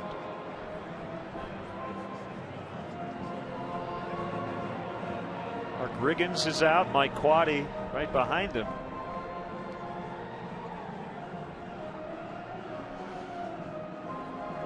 Well, I don't know about you, Len, but when I see the trainer come out to the mound for a starting pitcher, I'm always hoping they look at his fingers for a possible blister. Obviously, a blister is not a good thing. As you look at his last pitch, it was low out of the zone at 92. But a blister is something that most major league pitchers can get over in a fairly short amount of time. But unfortunately, I think this is a little more serious than a blister. You know, it's very subtle, but you can just see him drop his pitching arm just a little bit. And you really hope it's not a shoulder or anything really on that right arm, but the Cubs are not going to take a chance.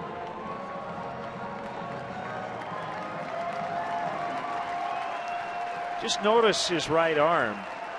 His shoulder drops just ever so slightly after the pitch. Right there. Yep. Well, ideally it maybe just a little bit of fatigue, maybe just felt something in the back of his shoulder right there, and obviously the Cubs are not going to take any chances with this young man. He's pitched an outstanding ball game, and right-hander Jeff Samardzija will come in to take over. So we'll get a report from the Cubs here momentarily. It is the Verizon call to the pen. Jeff Samardzija will get as much time as he needs. We'll be back for One Cubs.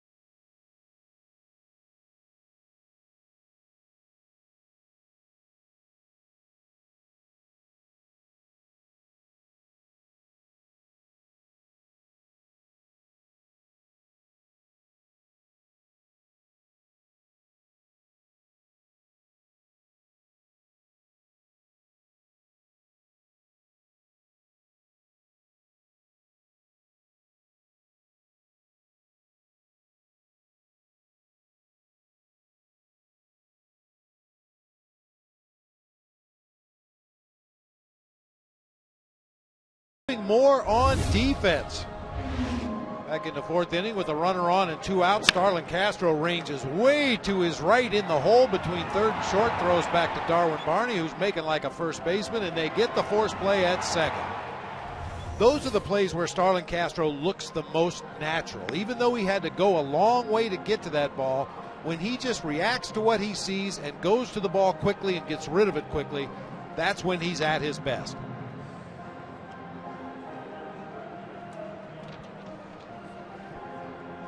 A little bit of a delay here. Again, the pitcher coming in, Jeff Samardzija, will get as many warm-up tosses as he needs.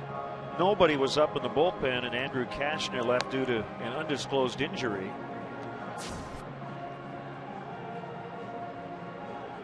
5 1/3 in an efficient 72 pitches. 2 hits to this point, 1 run. 2 strikeouts, and Kashner walked his only batter, the last guy he faced. Well, obviously, with the exception of the injury that knocked him out of this ball game, a very impressive performance today by the number 5 starter in the Cubs rotation. Andrew Kashner was really good today. Should note that Samardzija was not stretched out as a starter in spring training, but I know he went multiple innings at least a couple of times, so depending on what is required here today, he and James Russell and Marcos Mateo and John Grabo, Sean Marshall, all available in that bullpen.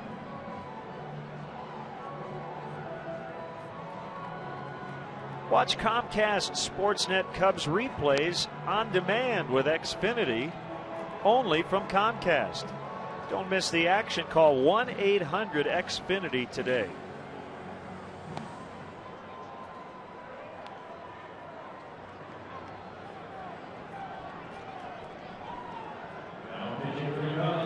There are really no secrets for Jeff Samardzija. His success comes when he keeps the ball down, and the way to keep the ball down, as odd as it sounds, is to keep your arm up. Some pitchers have a tendency to try to drop down to the side a little bit more to really get movement on that sinking fastball, when in reality, if you have your arm up in that high 3/4 slot where Jeff is his most effective, that's when he gets his best movement. That's when he keeps the ball down in the zone more consistently. Arm up, ball down. Cheese. We just got into the shot. Ruined it. Say, oh, hey, there's Lennon Bob. Who are those 2 goofballs in the back?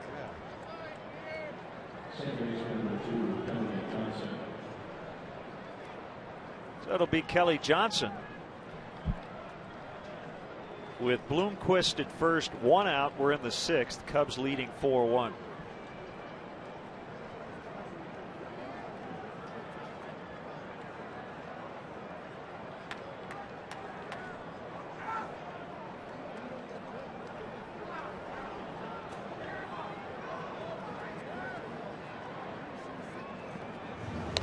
First to check on Bloomquist.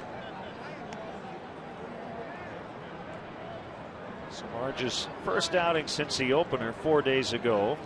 Scoreless inning against the Pirates.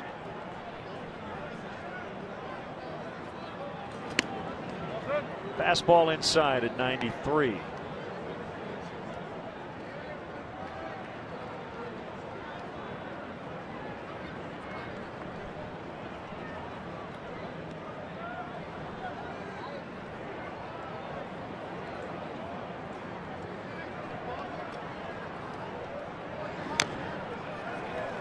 In and out of the glove of Coy Hill.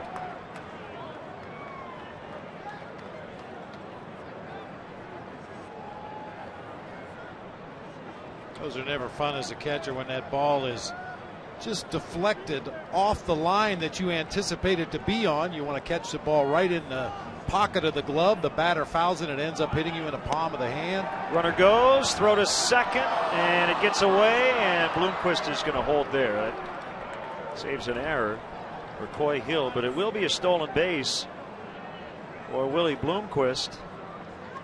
He's been running all over the place. Yeah, that's his 4th of the year. The D-backs now with 7 on the season. And we talked about it briefly earlier in the ballgame. Kirk Gibson was very aggressive as a player. He's going to be very aggressive as a manager when he gets the right personnel on base. And Willie Bloomquist has been making like Maury Wills here early in the season. 2-2 to Johnson.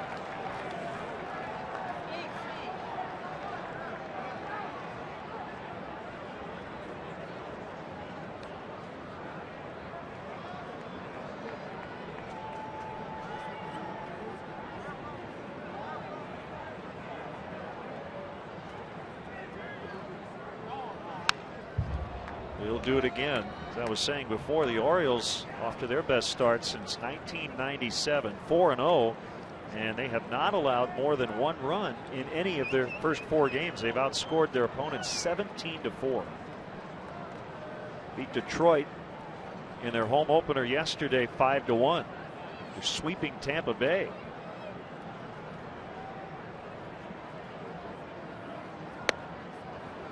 Three and two. Upton on deck. Twins still can't beat the Yankees. 4-3 Yankees last night over Minnesota. That's their 14th win in their last 15 games against the Twins at Yankee Stadium, including the playoffs.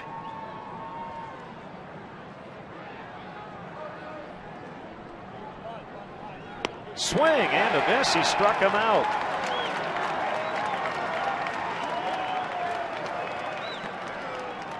It looks like Jeff Samardzija has really tightened up that slider.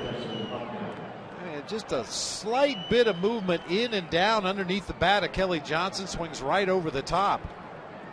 I'm wondering if Jeff Samardzija and veteran Kerry Wood have swapped any stories out in that bullpen about that cutter that Woody's featuring this year, because that looked like a much tighter, much shorter slider than we've seen from Jeff in the past.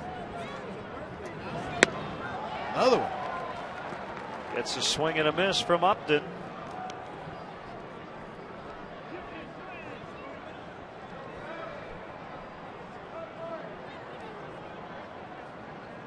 Upton just 23 years old. Made his debut when he was 19 back in 07.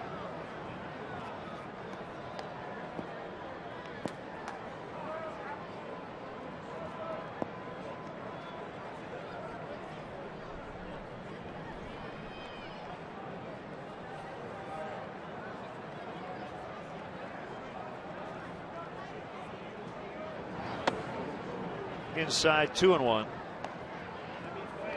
How about Nelson Cruz of the Texas Rangers? 3rd player ever to hit a home run in each of the first 4 games of a season. Rangers still unbeaten at 4-0.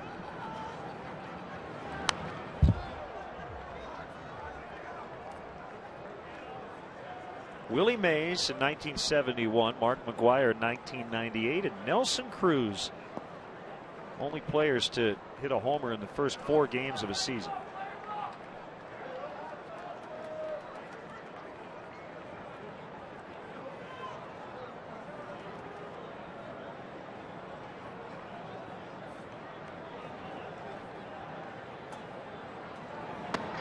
Almost hit him, and another full count. The report on Andrew Kashner: tightness in his right shoulder.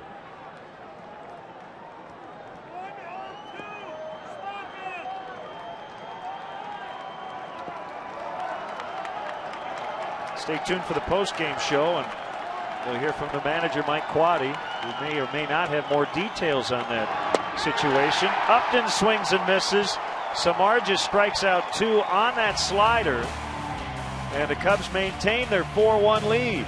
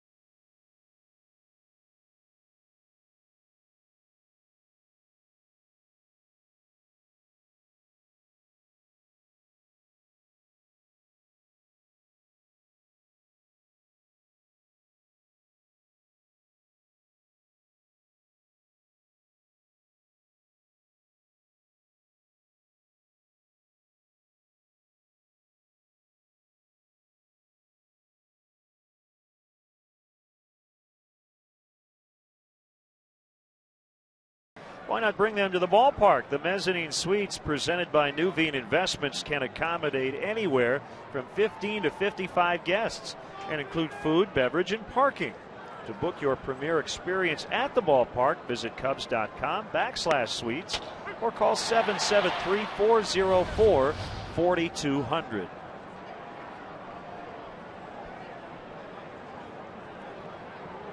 Tyler Colvin with a 2-run homer his last time up. First of the year. Getting a little sun out in right field. Sun and snacks, my 2 favorite S's. Yes. 0-2 high. In case you weren't with us earlier, Tyler Colvin in the 3rd inning got a fastball down over the heart of the plate and golfed it out of here to right center field for his first bomb of the season.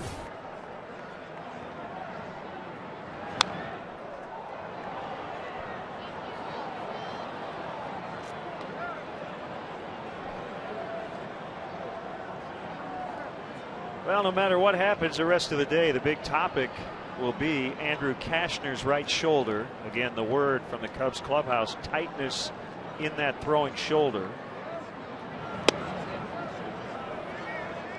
And we probably won't get any sort of update today in terms of the severity of it.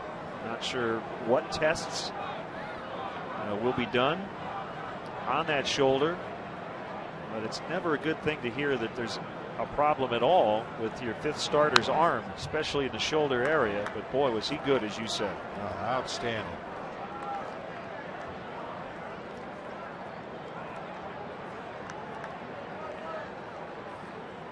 Just his poise out there on the mound. That's what was really impressive. His stuff is always very impressive, but he just looked very comfortable, looked like he belonged out there, looked like he expected to do well, and he did well.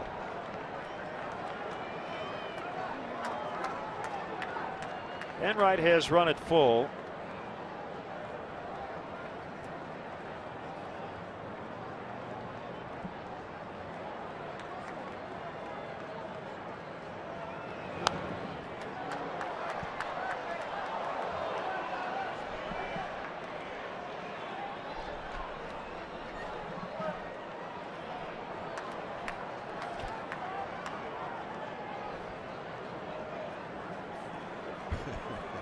Do another 3-2. Dave Cella with a nice grab. Yeah.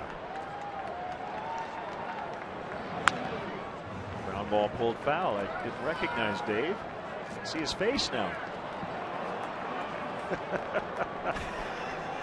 It's early, Dave. You know, just coming out of spring training. You play your way into game shape here. You're fine.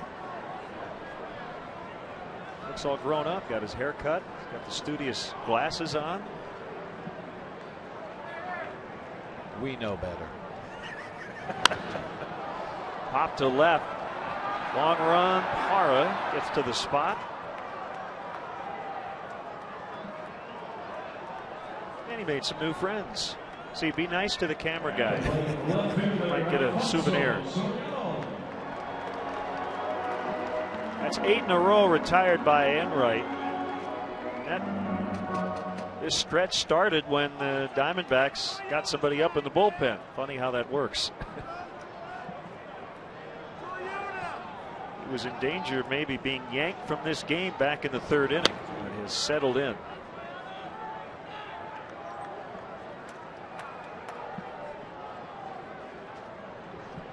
Cool but pleasant here at the ballpark, and the Cubs leading 4-1. It's been a very good day for Tyler Colvin. Not only has he hit a 2-run homer, has played flawless defense at first, but he's also looked at 22 pitches in 3 plate appearances.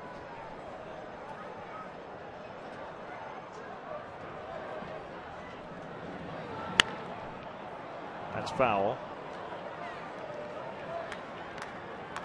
And that's key for any lineup to have preferably 8 guys that do that. Really work a lot of counts, force the opposing pitcher to throw a lot of pitches. But At worst, you got to have at least a couple guys like that in the lineup full of free swingers, and Kosuke Fukudome, a guy that will see a lot of pitches. Tyler Colvin today has done a nice job. Darwin Barney usually works deep counts. Starlin Castro this season has shown a lot more patience at the plate, gotten himself into some real good hitters' counts.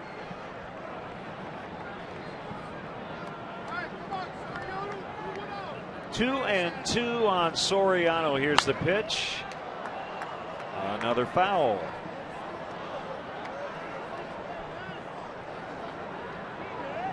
Hey, Len, guess what? What? The wind turned a little bit again. Now we got left to right. Still blowing out toward right field, but in the last inning, it was blowing straight out to center. That's why I continue to say the outfielders, infielders, even the pitchers and hitters constantly have to check the flags here at Wrigley Field. The players at field level don't notice it as much because of the way the stands are configured. Depending on the direction of the wind, you don't really feel it that much at field level, which is why it's important to constantly check the flags. Ball four, Soriano is on. Good at bat.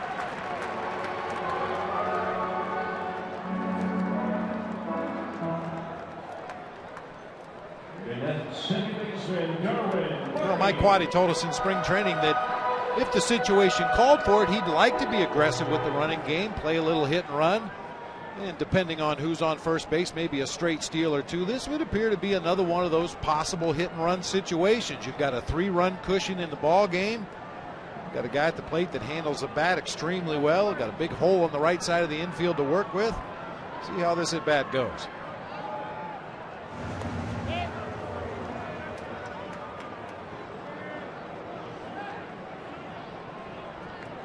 Soriano getting in on the patient act. 20 pitches in his 3 trips to the plate.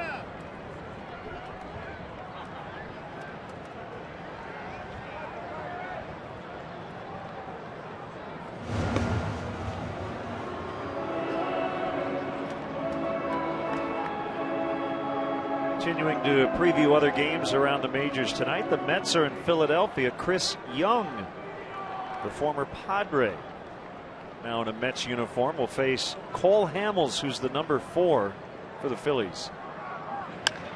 Darwin Barney, a high fly ball to left. Parra getting behind the ball. Soriano was not tagging. 2 down. Darwin Barney just got underneath that high fastball a little bit. Just hit the bottom of the ball. Fastball was just off of the inside corner. A little bit quicker with that bat, or longer cleats on his shoes. He gets on top of that fastball and hits it out of here.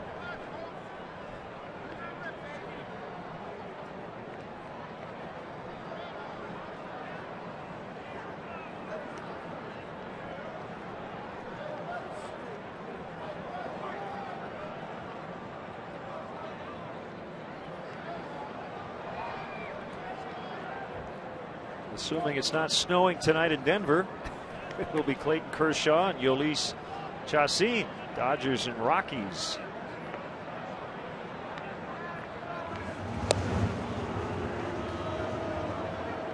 Nine strikeouts, 7 scoreless innings on opening day for the left-hander Kershaw.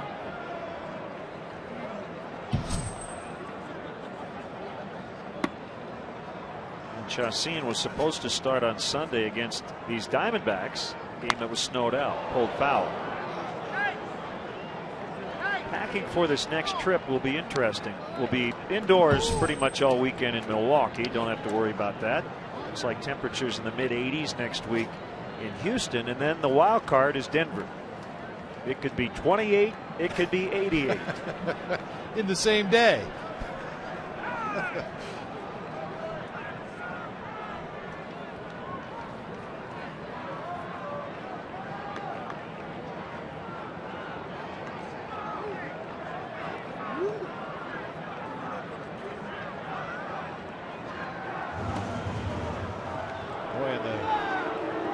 Inordinate amount of attention paid to base runners continues. The Diamondbacks did this throughout the Cactus League schedule down in Arizona. A lot of pitch outs, a lot of throwovers, a lot of step offs by their pitcher. Kirk Gibson, as we talked about, wants to run with his team, and he wants to stop the other team from running.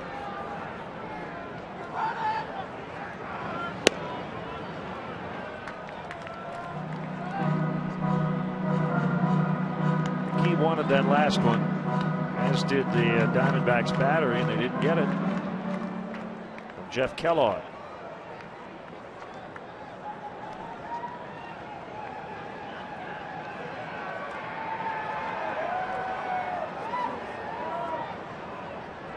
Samardzija has a bat on deck. James Russell is up in the Cubs pen. 1-1 to Hill. Now 1-2.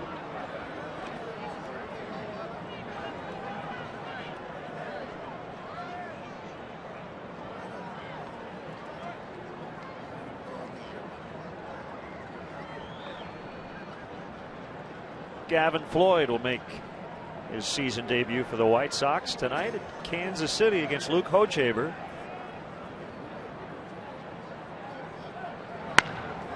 Fly ball left center. Parra drifting onto the track, makes the catch, and that'll end the inning. We've completed 6. Game 2 of this series. The Cubs lead 4-1.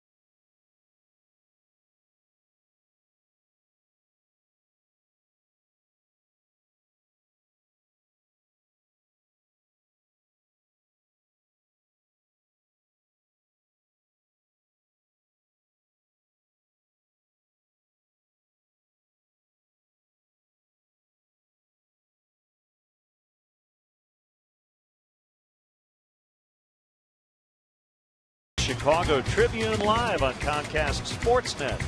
Writers, sports stars, and celebrities join host David Kaplan to discuss the day's hottest sports topics. Only on Chicago Tribune Live, presented by Captain Morgan, tonight at 5 on Comcast Sportsnet. Fans' best friend.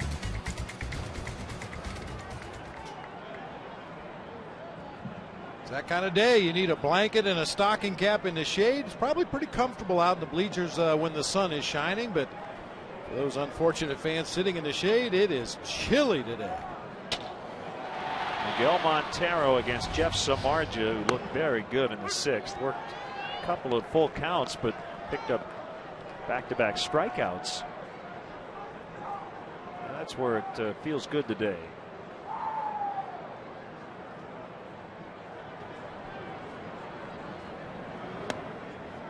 One and one the count on the Diamondbacks catcher.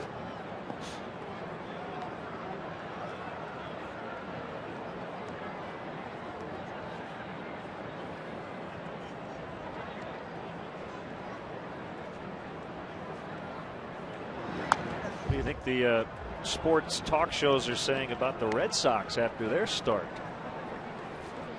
0-3, they got swept in Texas. Josh Beckett to the mound tonight in Cleveland against right-hander Josh Tomlin. Beckett looking for a comeback year. His ERA last year, a career worst, 5.78.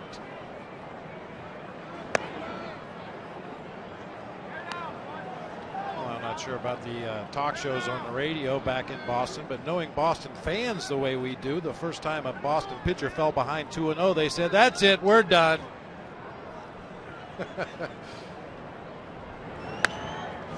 Big foul.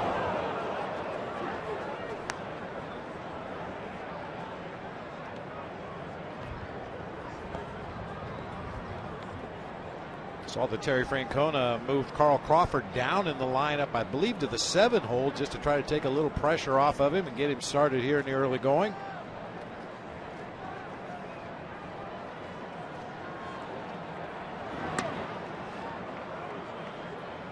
Every batter Samardzija has faced has gotten to a 3-2 count.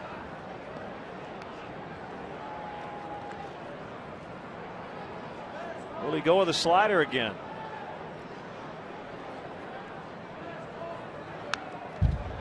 Fastball. And a good location on that fastball. Middle of the plate away because of the wind conditions here today and the fact that Miguel Montero's power is to his pull field, which is right.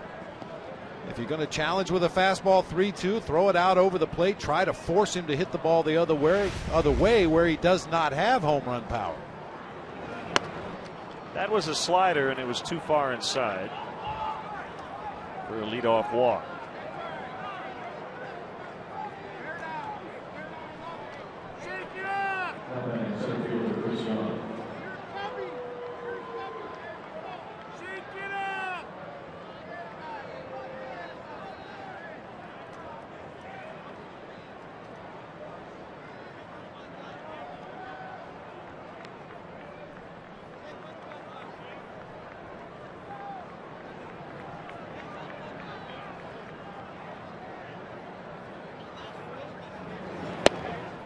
Ball 1 to Chris Young.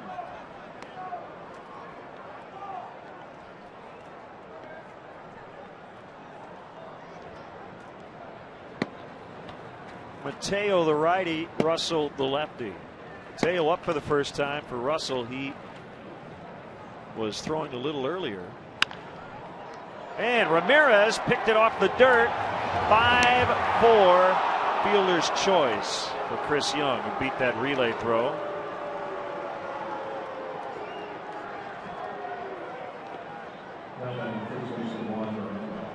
Oh, hit like a bullet off the bat of Chris Young right at Aramis Ramirez at third base. Kind of had to recoil a little bit, and by the time he gets the ball on to Darwin Barney, Chris Young just has too much speed. He's able to avoid the double play by hustling down that first baseline.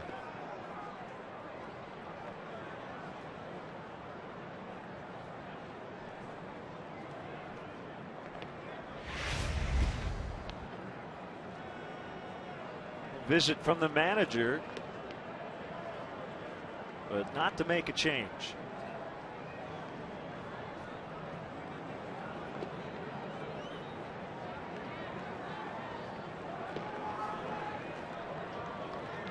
When you managed, how often did you go out and not send your pitching coach when you didn't take the pitcher out?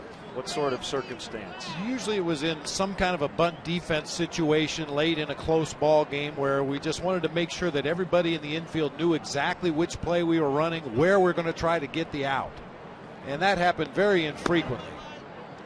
But, you know, Mike Quade, his first full year as the skipper of the Chicago Cubs, if he's got an idea in his head of what he thinks should happen or what he would like to have happen, he's not going to hesitate to go out there and speak his mind, let the pitcher and catcher know exactly what he thinks should be thrown in this particular situation. And it was a very brief meeting, and Mike did all the talking. 1-0 Miranda outside, 2-0. Probably good to mix it up too, because if the manager only goes out to pull the pitcher, every time they see him, they're going to say, "Oh man, no, I'm not taking you out yet."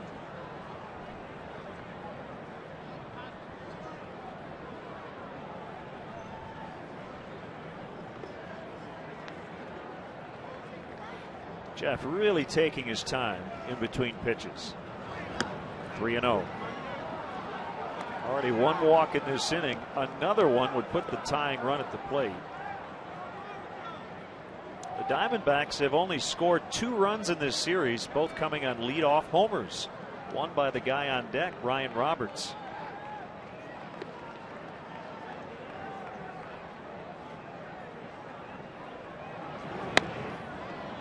That's exactly what will happen.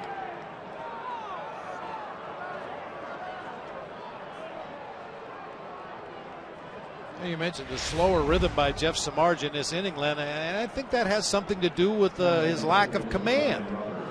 And when he's working a little quicker, doesn't have as much time to think between innings, doesn't have as much time, or between pitches rather, and doesn't have as much time to analyze his own delivery. Just get the ball, try to repeat your mechanics, and stay down low in that strike zone. Believe Mike Quaddy asked for the lefty Russell. No, it's going to be the right-hander. Yeah, the right-hander Mateo against the right-handed hitting Ryan Roberts. It's the Verizon call to the pen. Here comes Mateo, tying run at the plate in the 7th.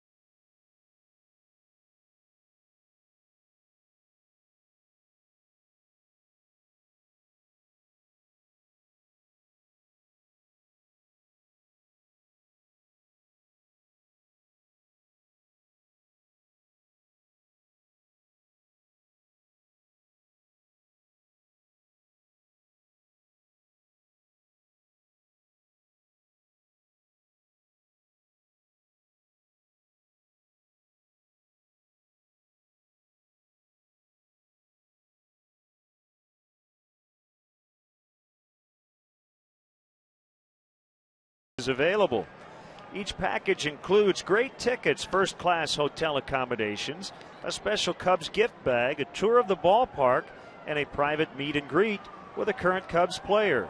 For more information, visit Cubs.com.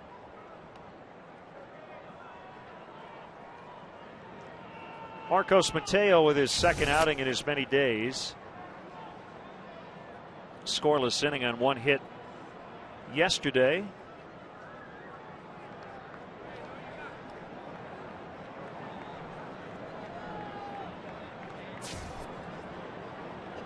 Actually, a third of an inning. 1 hit, no runs. As he faces Ryan Roberts. Good play by Coy Hill. A really good stop. Fans have heard me talk about this over the years. You get this deep into a ball game, and a lot of left-handed hitters in both lineups up there digging toe holes in that batter's box, and Coy was able to go over and keep that ball in front and hold the runners at first and second.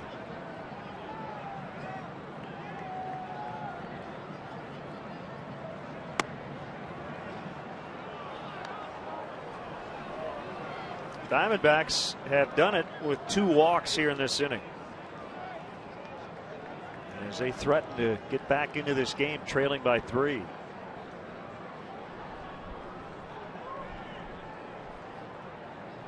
Barney sneaking in behind the runner Young at second base. Now gets back to his position. That's low. 3-0.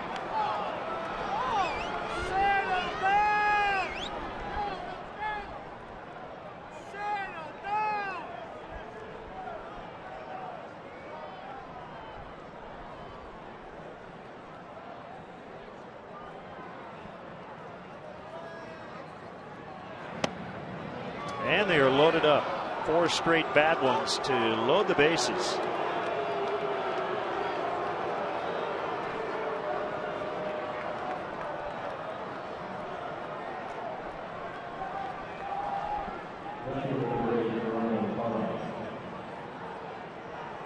And it will not be the lefty Russell against Parra with the bases loaded. Remember, the Cubs bullpen a little short today.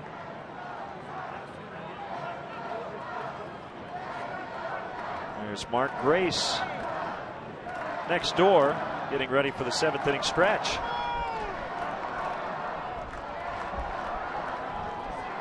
So here we go, bases loaded, 1 out. Pretty big moment in this game as Parra sprays it foul for strike 1. Probably see Sean Marshall in a save opportunity later, but that's a bit down the road. You know, Mike Quade could have gone with the lefty James Russell here to Parra. And the pitcher spot is due up next. Now we see Russell Brandon, a left-handed hitter, in the on-deck circle right now. I'm guessing Mike Quade is thinking, he's hoping obviously Mateo gets a ground ball and gets his team out of this inning. But, you know, if you just get 1 out here, for example, on an infield pop-up, Brandon is announced as a pinch hitter. I'm sure at that point we would see Jeff Russell in the ball game. Brandon is their most dangerous pinch hitter available today. And you would much prefer the matchup if he takes Brandon down for a right-handed pinch hitter. You would much prefer James Russell against any of the Diamondbacks' right-handed bench players as opposed to a right-hander against Russell Brandon. Probably would be Xavier Nady, who was announced yesterday but did not bat. First things first, 2-1 on Parra. Here it is. Base hit right field. They will get 1. It's now 4-2. An RBI single by Parra, scoring Chris Young.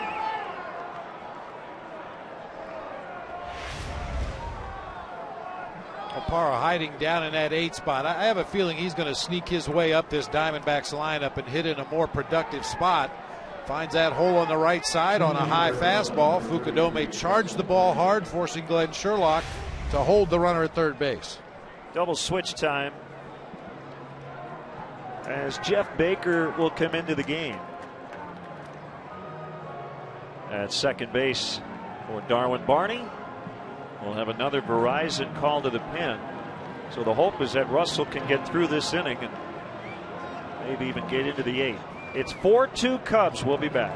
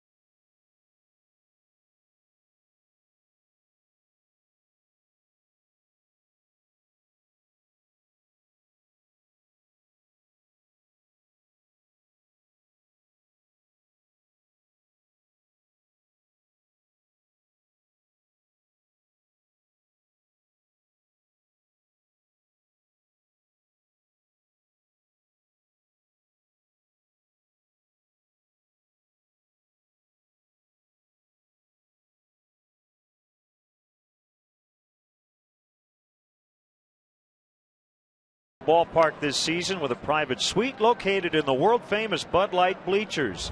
The new and improved Budweiser Batter's Eye Suite features a sports bar atmosphere with new TVs, bar style tables, and windows that open to give you the atmosphere of the bleachers in your own private room. The suite can hold up to 100 guests and includes food, drinks, and parking. Visit Cubs.com/suites or call 773-404-4200. Double switch time. Jeff Baker into the 9 spot, playing second.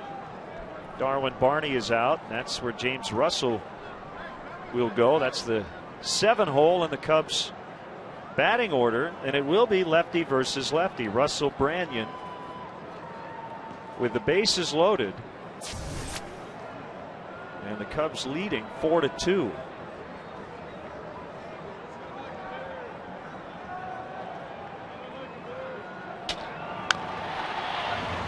Grounding ball foul. That RBI single for Parra was just the 3rd hit for the visitors. They've utilized 3 walks to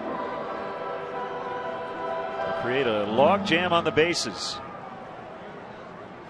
Tying run now at second base.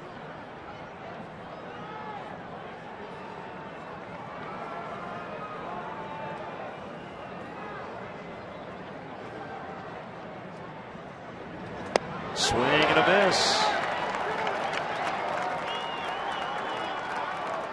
Nice slow breaking ball from James Russell. Really took a lot off of this slider, made it sweep from off of the plate inside, right down the heart of the plate. Branyan with that big uppercut power swing right over the top. Knocked down by Coy Hill, 1-2.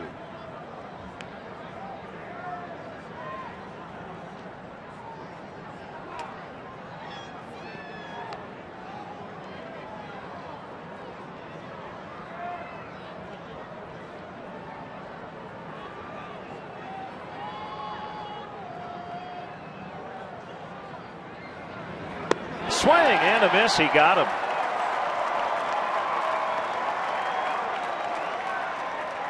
Huge punch out for Russell. Well, this is a role that Jeff Russell's going to find himself in an awful lot this year, coming in a tight situation against the other team's best left-handed hitter.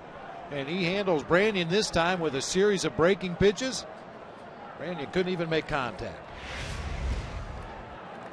Bloomquist with 2 gone.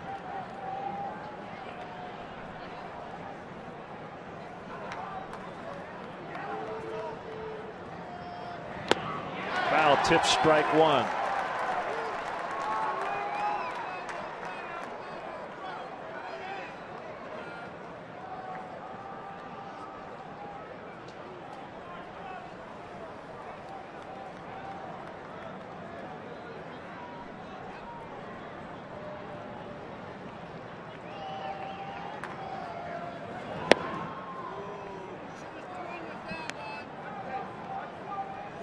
Third pitcher of this inning. Samardzija began the inning.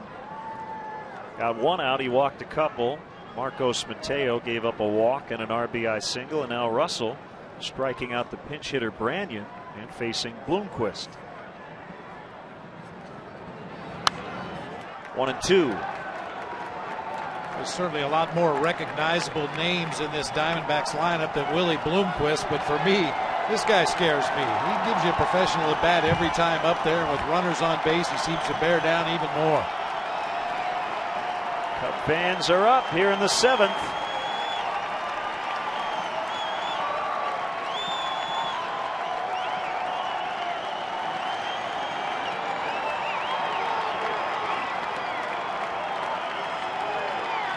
Russell ready, but Bloomquist is not.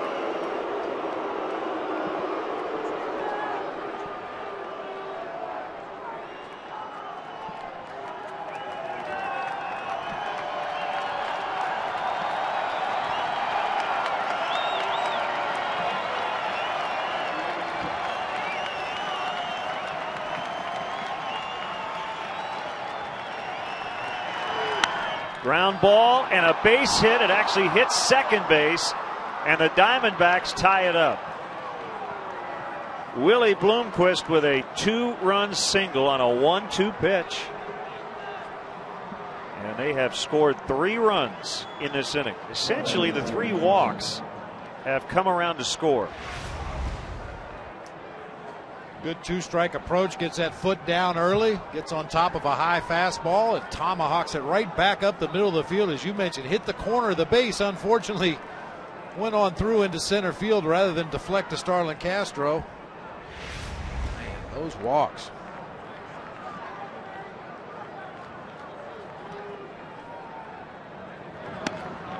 Ball 1 to Johnson, so we're back to even at 4-4.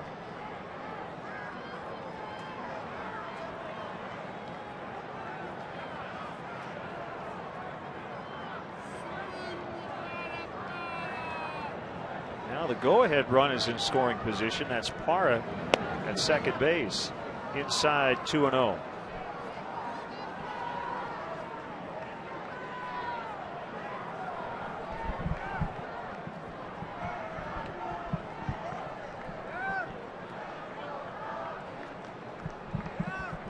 Pitching plans got changed when Andrew Kashner had to come out of the game because of tightness in his shoulder. Jeff Samardzija did a nice job to get out of the 6th inning, but encountered some trouble here in the 7th. Mateo couldn't get it out. Russell with a big strikeout of Branyan, but Willie Bloomquist with a big 2-out, 2-run single. Now a 2-0 to Johnson. Big home run cut, and he missed it 2-1.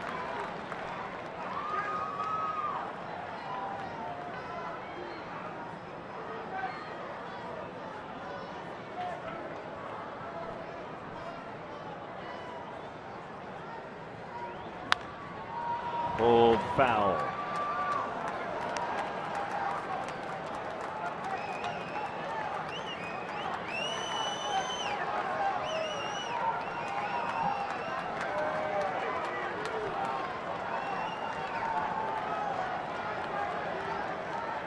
Deuces are wild here in the top of the 7th.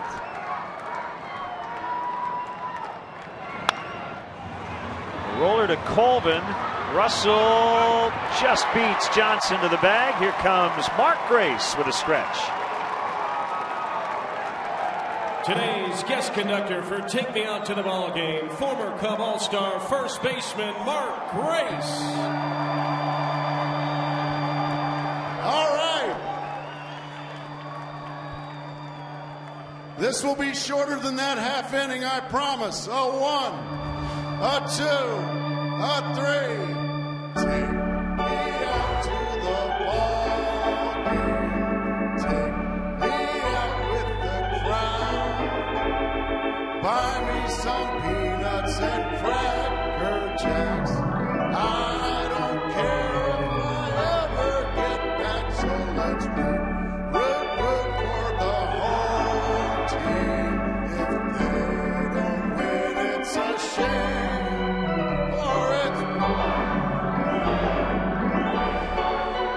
at the old ball game. Kerry Wood, welcome back.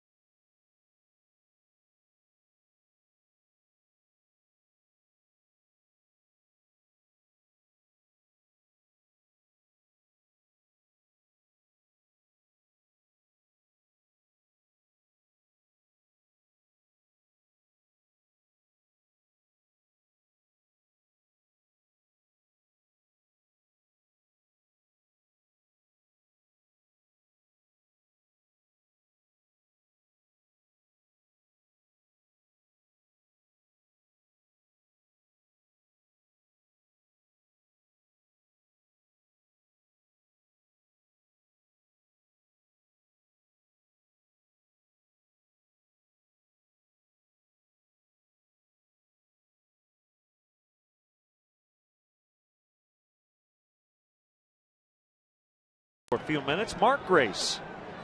Hi, Lenny. How are you, Mark? Hi, Bobby. Gracie, how you doing? My old skipper. Well, welcome back to Wrigley. Well, thank you. It's always great to come back here. A little crisp outside, but that's okay. Jeff Baker bounces one up the middle off Sam Demmel. And that's a leadoff single here in the bottom of the 7th. It's been a bizarre ball game. Who would have thought Barry Enright would outlast Andrew Kashner when Enright was up against the ropes in the 3rd, and we hope Kashner's okay. Tightness in his shoulder, and I'm sure you were impressed with what Kashner did before he had to exit. Well, I was impressed with him last year as a reliever, and I'll tell you what, that's a nice little find in your starting rotation right there. If you get hopefully that it's just a minor injury and he'll be able to make his next start, but he was very impressive. Tell us a little bit about your pitcher on the mound, Gracie. I can make it up like I always do, but you've seen Isn't that what we do anymore? We just make it up, BB. But Sam Demmel, another TCU guy like Kashner. Kashner was the closer, and he replaced Sam Demmel after Sam Demmel signed with the Oakland Athletics. Sam Demmel came over from the Oakland Athletics for Connor Jackson, and he's got good stuff. He's got an electric fastball. Montero just sits right down the middle, and wherever his fastball goes, it goes. So all day games here, so you can go out and enjoy a nice meal after the game. And I know that guys generally enjoy that, but I've had a few Hawaiian punches the last couple of nights. But you got to be a little careful. You tell the guys here, just take it easy, or well, they're young though, right? Well, especially like Bob used to come here as an opposing player, and then I did towards the end. But as a player here, you can't test Chicago's limits. You have to get your rest here with all the day games, and I self-deprecate a lot about how much I used to get out and get after. But honestly, you can count on one hand the times I was out past midnight. Yeah, Chicago's undefeated when it comes to battling visiting players. Exactly. You can do it as a visiting player for if you're in here for a 3-game series, you can go out and pound the pavement or something like that if you want to. But as a home team guy here, you've got to get your rest. You've got to be professional about things. Well, just talking to a guy like Marlon Byrd, a very dedicated guy. I mean, it took him all year last year to get used to this setting, and it definitely wears you out.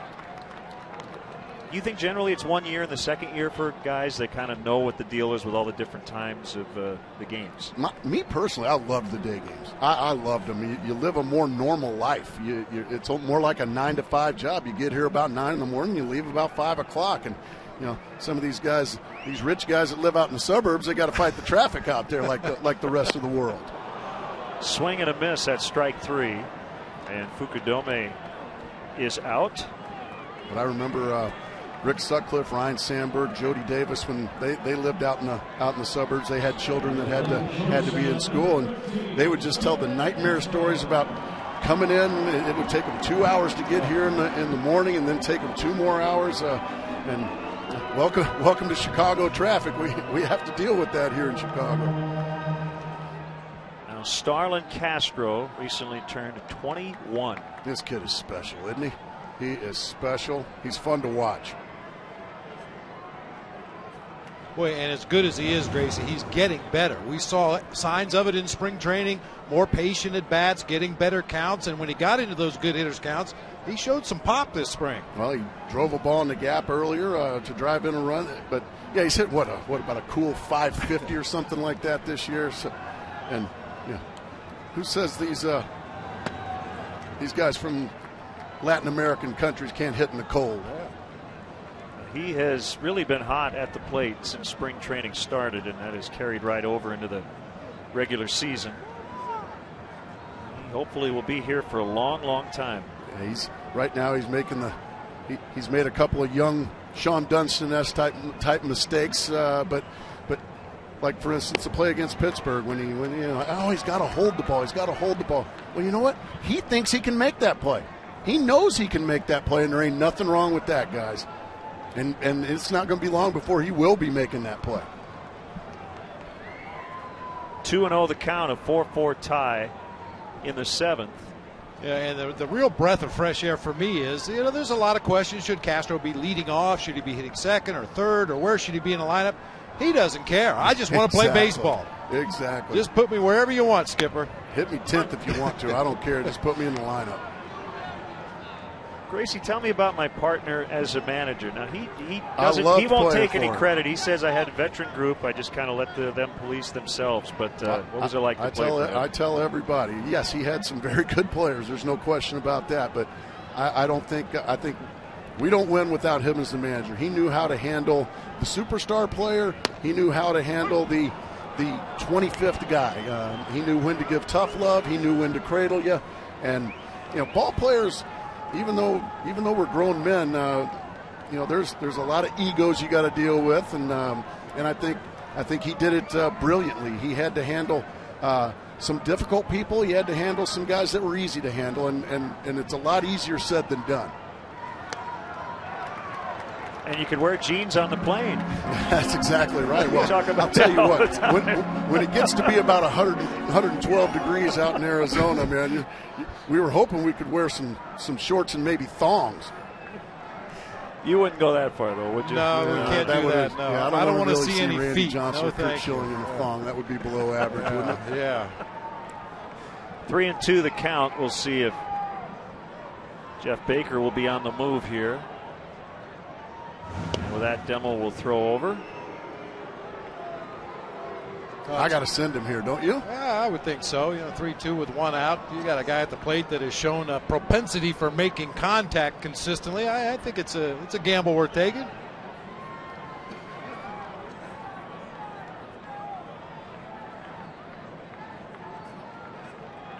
Baker is running, and Castro taps it foul. I would have let you head right back over to your booth, but I think Darren Sutton could probably handle a few minutes on his own. That's just my guess. I've known Darren a long time. I'm the only color guy that gets paid nicely, handsomely, to really say nothing at all. There's Darren. Yeah, Darren thinks he gets paid by the word. If so, he's the highest paid play-by-play man in baseball. That's right. Loves being at the ballpark. There's a blooper down the right field line, and it's going to drop foul. The wind pushes it into foul territory. The many elements that make Wrigley so great. That was probably a bloop double anywhere else today, but the wind blowing in from left field blew it foul. We've had the wind change directions during the game 3 or 4 times already on this homestand. And Bobby knows, he's been here a while. It's very rare that you have a 40-degree day and yet the wind's not blowing straight in. I remember this is usually the kind of weather where it blows straight in. You can't even hit a driver out of here. This long battle continues, Demmel and Castro. Baker running, ground ball, base hit. Baker makes the turn on his way to third. He'll get there. And they're at the corners. The kid just hits. That's what he does. He's a good battling at bat. Fouls off a couple of tough pitches. Eventually gets a fastball that's probably off the plate, down and in. But pretty good pitch, isn't it? Yeah, not a bad pitch at all. Demmel looking for the ground ball. He got the ground ball, but Castro found that hole in the left side.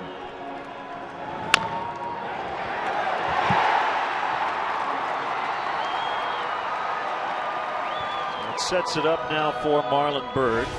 Now, when you played here, the field was crowned. They have a modern drainage system. It's a flat field. Bob and I laugh about guys coming around third base and going face first. Or first base. Yeah, you saw it plenty of times, Gracie. The visiting team would come in fanny here. over tea kettle right in front of you because they're not used to it. But also, it doesn't look like the grass is nearly as long as when I played here. It will get longer probably for the next homestand, but it was not an easy winter. Roger Baird and his grounds crew did a great job getting it ready for opening day. I guess it's not playing as fast as it looks, but you're right. It's the shortest I've ever seen.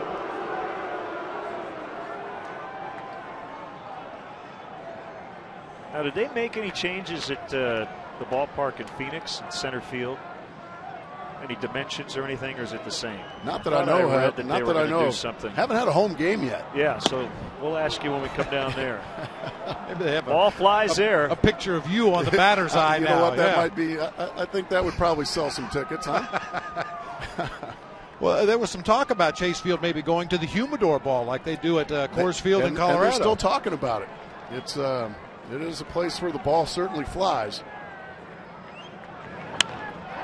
That'll be in for a hit. The Cubs get the lead again. Marlon Byrd with an RBI double, and it's 5-4. That's his third hit today, his first RBI of the season.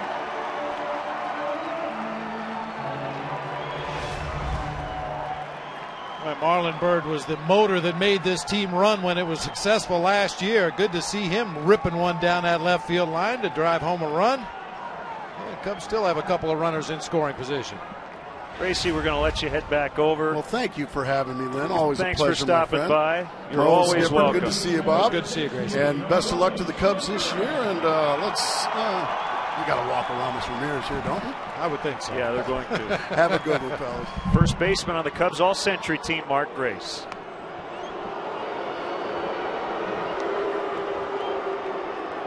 So they will intentionally walk Ramirez, and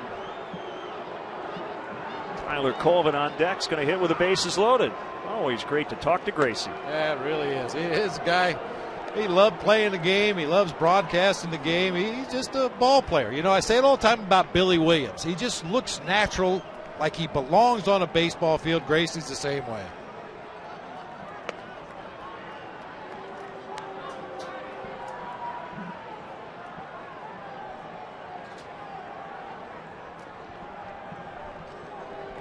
Here comes ball 4 to load him up.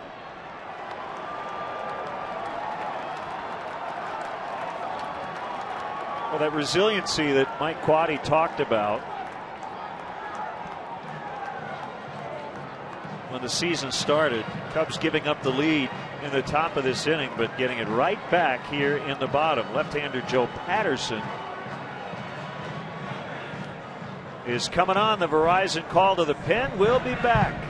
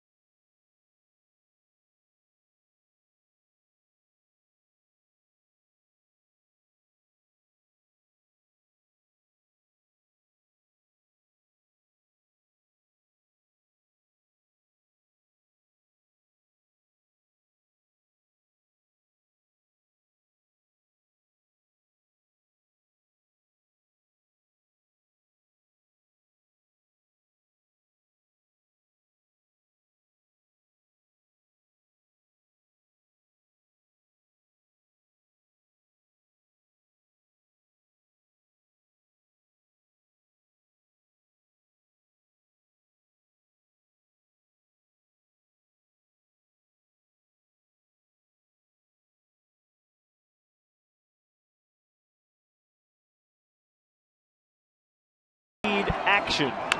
Starlin Castro bouncing one into left. Jeff Baker was on the move with the pitch, so he ended up at third base. And would come home to score easily on the Marlon Byrd double. It's our Xfinity high-speed action. Left-hander Joe Patterson against Tyler Colvin. Inside ball 1, bases loaded. Bob, I noticed Patterson, who had warmed up earlier, was actually sitting down when Kirk Gibson made the call to the bullpen. I think that happened yesterday as well. That's a sneaky maneuver. I'm not sure if it's just what Patterson likes to do before he comes in, but he was sitting in the bullpen when Gibby made the change. Yeah, I saw Kirk Gibson come out of that first base dugout and signal that he wanted the left-hander. I looked down to the bullpen, and they only had one pitcher throwing, and he was a righty.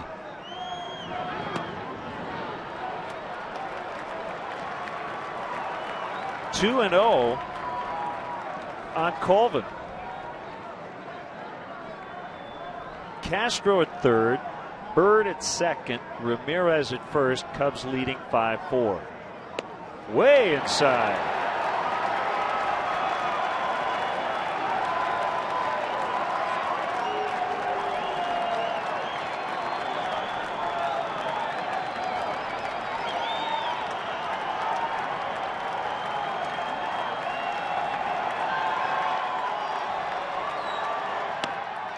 Ball 4, he just forced in a run. Third RBI today for Colvin. That's a really good at bat for Tyler Colvin against a nasty sidearm left-hander. Would have been very easy to jump with the first pitch he saw in this sequence, but he was patient enough to get the count in his favor, ultimately to 3-0, and then takes a ball 4 up high out of the zone. Short day for Patterson. It'll be righty Juan Gutierrez, bases still loaded. Cubs leading 6-4. The Verizon call to the pen.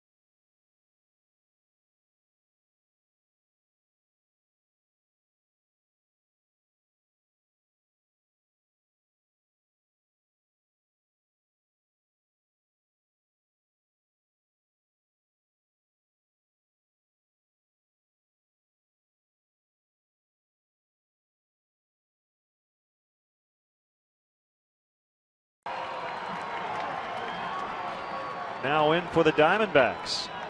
He's their third reliever this inning. Rough spring training. He had an ERA of 11.70. Way outside and low.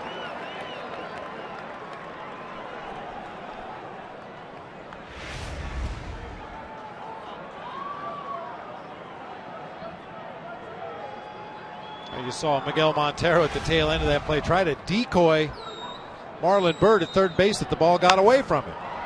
Foul pop out of play. 2 runs in.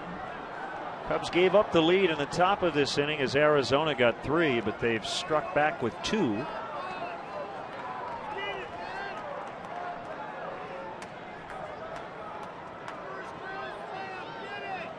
Gutierrez has spent some time as a closer, has gone 24 for 28 in save chances.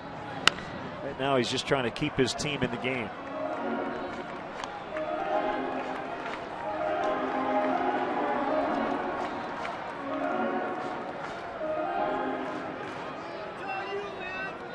Soriano with one previous at bat against Gutierrez. It resulted in a homer.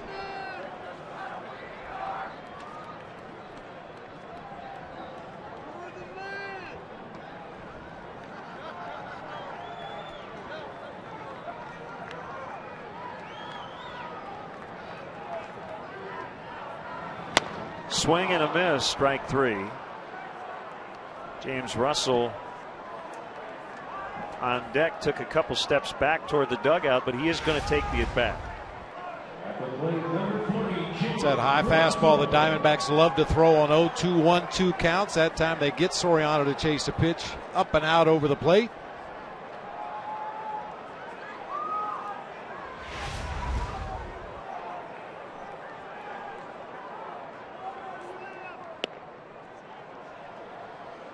I have to believe James Russell is up to the plate and will take until he gets a strike. Now, I could be wrong. Mike Quade might have enough faith in his left-handed pitcher that he can put the ball in play, that he'll turn him loose. But generally, when you end up with a relief pitcher in a situation like this at the plate with runners in scoring position, you have him take until the opposing pitcher throws him one strike. And there's that strike. James is 0 for 4 with 2 strikeouts in the majors.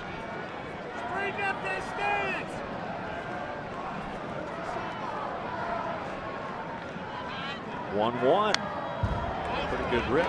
Good swing. Just a little bit tardy, but pretty good hack right there. Boy, the Diamondbacks outfield is really playing James Russell cheap. Shaded way around toward left field and very shallow all the way around.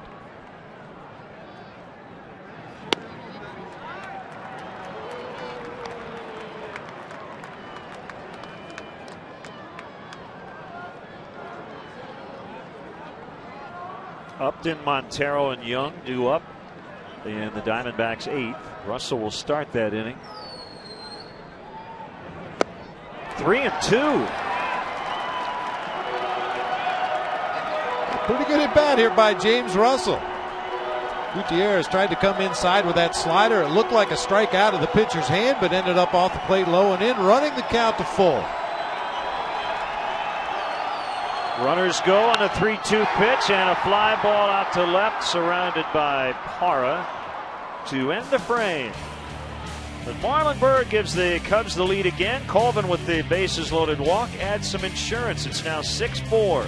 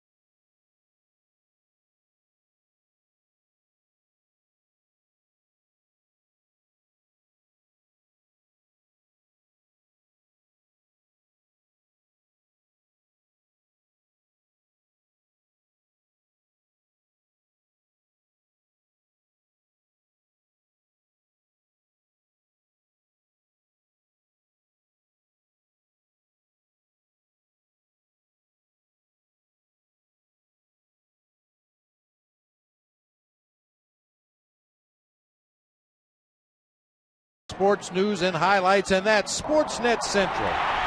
Every night at 6:30, 10, 10:30, and midnight, right here on Comcast Sportsnet, fans' best friend.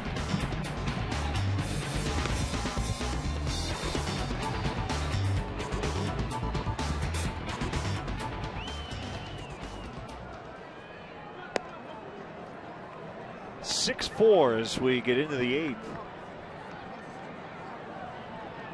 There's Sean Marshall, who's starting to get loose in the Cubs pen.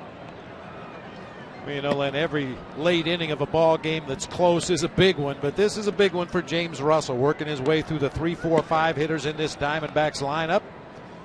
Sean Marshall just beginning to crank it up down in that bullpen, just in case James Russell encounters any problems in this inning.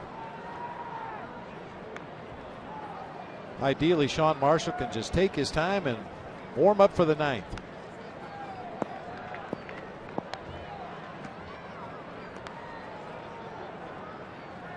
Justin Upton, the number 3 hitter, will start it. That was a wild 7th. We saw 6 different pitchers in that inning. 3 for each team. 16 hitters combined between the two teams.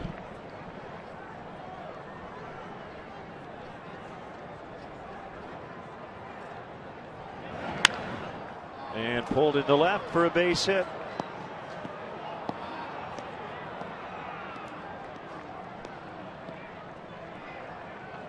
It's been kind of a quiet series for Upton up to this point, which you really like because he's one of the guys in the middle of this Diamondbacks order that can get hot and carry a team for weeks at a time. A bit of damage control right there. It's a base hit, hard grounder through the left side, but he's just at first base. Montero 1 for 2. He walked to start that 7th inning. Would be erased on a fielder's choice, but the guy who took over for him at first would score. That's Chris Young, who's on deck.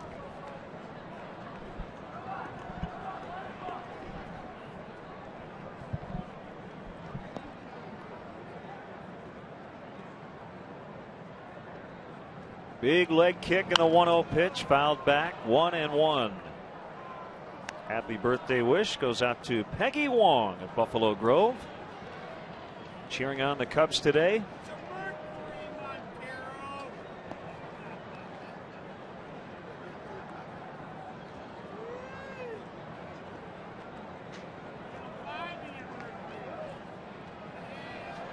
Snap throw to first, Upton back.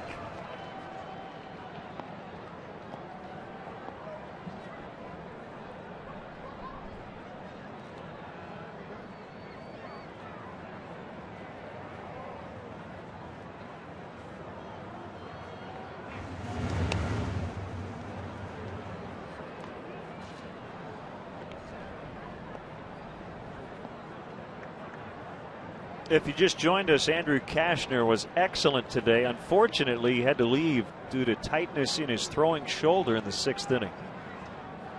He'll get a no decision today. 5 1/3, 2 hits, 1 run. Ground ball scooped by Colvin. They get 1. The relay throw to Russell. They get 2. Yeah. How about that?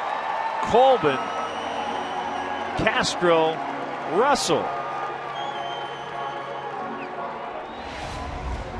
Got a left-hander that falls off the mound to the third base side. You got a guy making his first start in the major leagues at first base, and you can't do it any better than this. Starlin Castro avoids the sliding runner at second base. James Russell just wanted to make sure he got that bag. All over it with his left leg.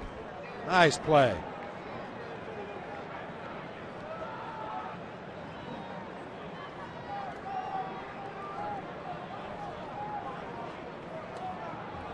Base is empty. It's Chris Young with 2 outs.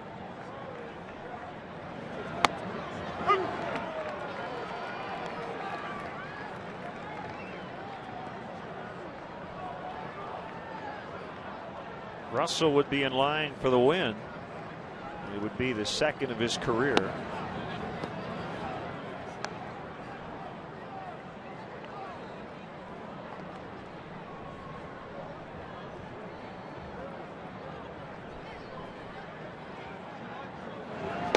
Swing and a miss. A ball and 2 strikes. A nice changeup right there by James Russell after jumping ahead with a fastball right down the middle of the plate. Back-to-back changeups, one just low out of the zone and one to get a swinging strike.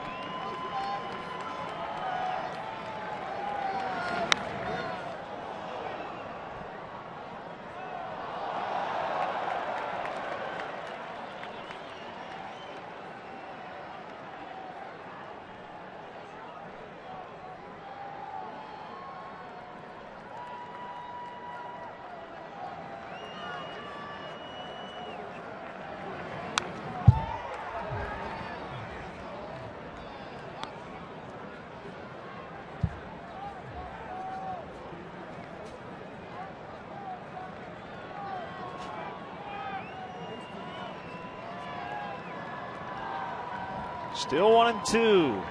Russell from the windup, the pitch buried in the dirt. And a change is 2-2.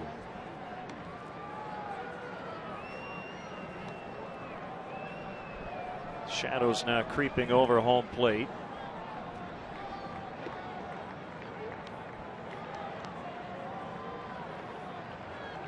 from mostly cloudy to partly cloudy. Well, I'd say mostly sunny would be a more appropriate way to describe this afternoon. Wind still howling out toward right.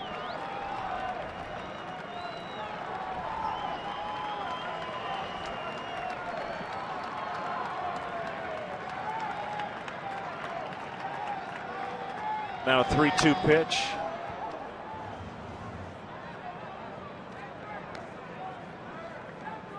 That changeup is a pitch that James Russell was working hard on in spring training down in Arizona. That's going to become a good weapon for him against right-handed hitters this year. And I think he was allowed to use it a lot because he got stretched out as a potential starting option. And is back in the Cubs bullpen. Another 3-2 on the way.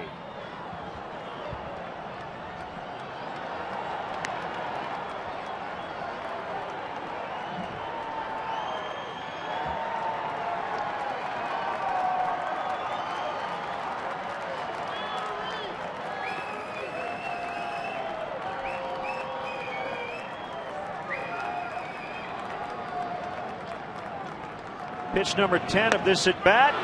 He got him. Chris Young called out on strikes. James Russell with a scoreless 8. Cubs try to tack on, already leading by 2.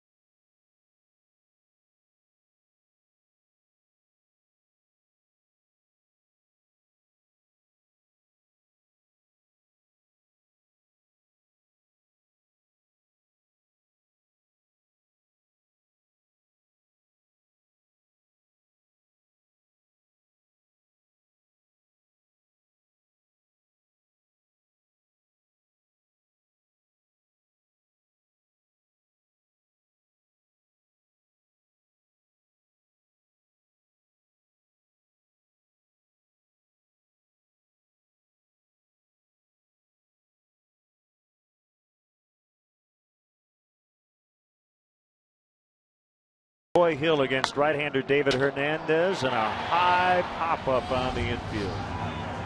Miranda near the bag at first, 1 away.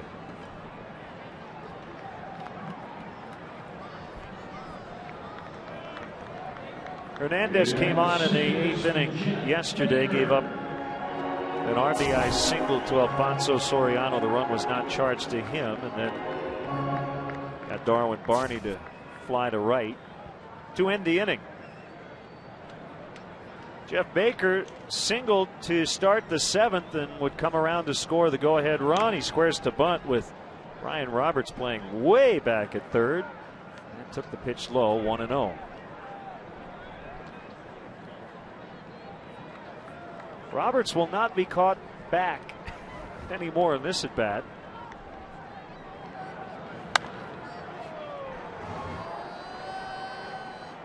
Sometimes you just want a show bunt, but I think Jeff really wanted a good pitch, because anything he got down in fair territory to third would have been an infield hit. Not sure what kind of a defender David Hernandez is. That's the one wild card. Sometimes a third baseman will play back with a potential bunter at the plate, knowing that his pitcher can get off the mound and handle anything on the left side of the infield.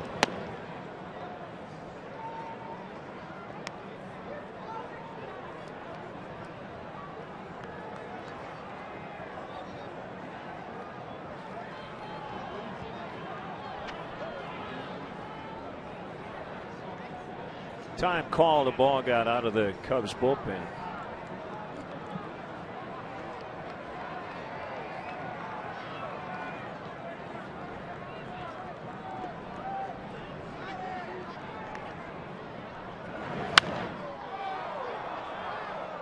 Two and two to Baker. Now, sometimes you can get quite the cat and mouse game going between a hitter at the plate who could potentially bunt for a hit and the third baseman playing defense. He may start even with the baseline as the pitcher goes into his windup, backpedal into a better defensive position. Other times you may start back like Roberts is now and then charge as the pitch is delivered. Called strike 3 on a slider for out number 2. Follow the Cubs with MLB.com at Bat 11 app for your iPhone, iPad, Android, or BlackBerry. Get live audio, pitch-by-pitch tracking, video highlights, and more.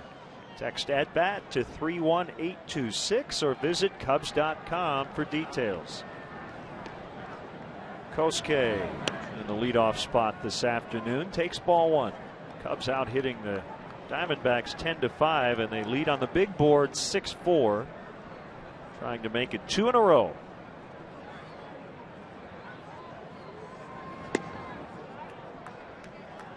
Ryan Dempster tomorrow against right-hander Armando Galarraga, who should have had a perfect game last year. Remember the game in Detroit? Jim Joyce blew the call at first base, and it actually became more memorable because of the way both Joyce and Galarraga handled it in the aftermath than I think it would have been had it been a perfect game. They both were very gracious. Joyce was apologetic. And Galarraga essentially took him off the hook.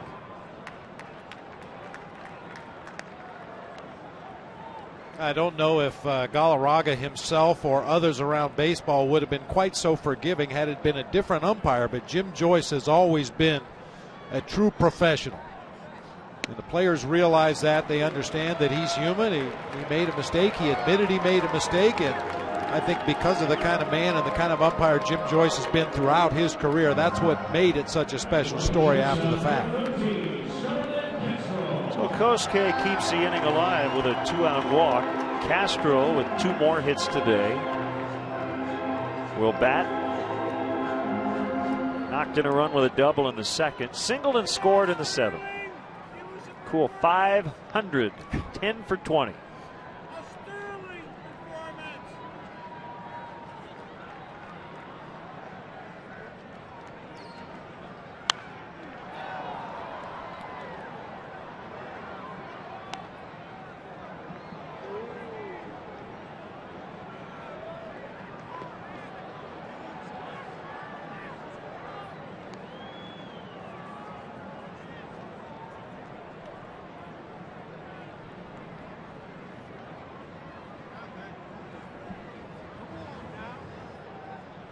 Decent lead by Kosuke. Here's a pitch. Breaking ball is low and away. 1-1.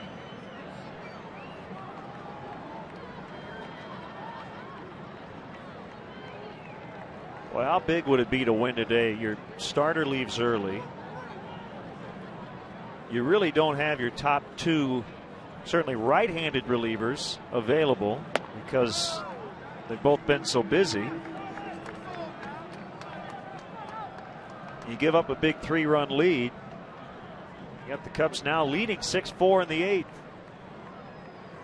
Your regular first baseman has a day off because of a sprained thumb, and the guy that replaces him hits a big home run and plays flawless defense over at first base.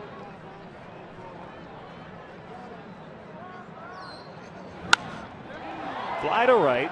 Upton battling the sun, makes the catch. And the Cubs are done in the 8th. Here comes the 9th. It'll be Sean Marshall as the closer today when we come back.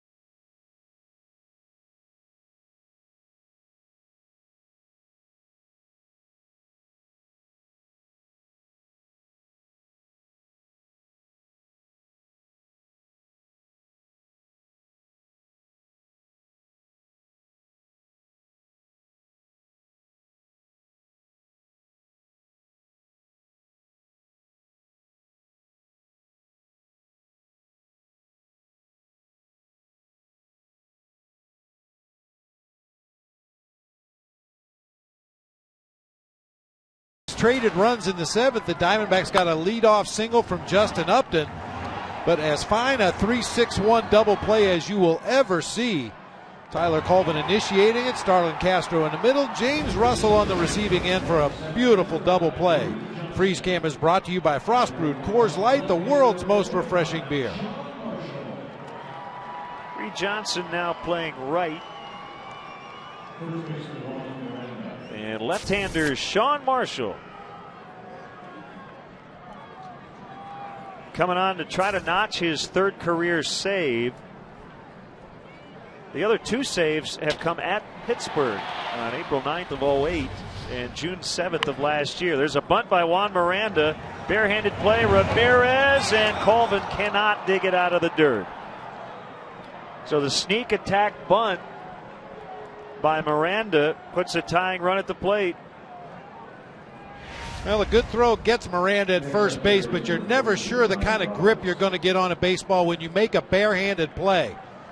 Looked like Aramis kind of knocked it down with his palm, tried to find a grip on it, and unfortunately spiked it in the dirt to Tyler Colvin, who is only able to block it and keep it in front.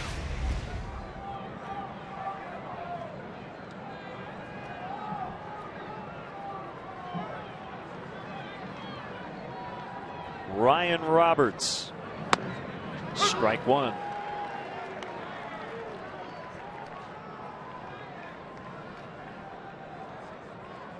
Marshall trying to save it for James Russell.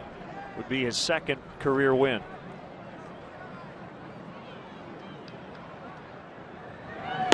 Swing and a miss.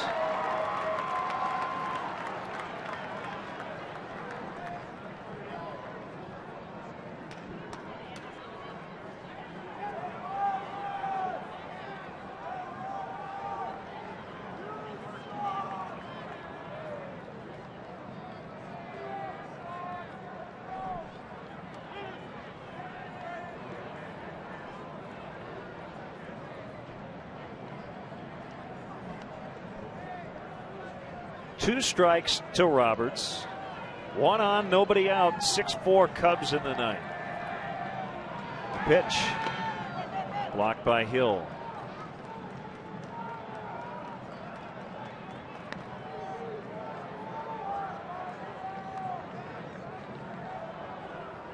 A pitch we saw Sean Marshall use in similar situations. 2 strike counts to right-handed hitters down in the Cactus League.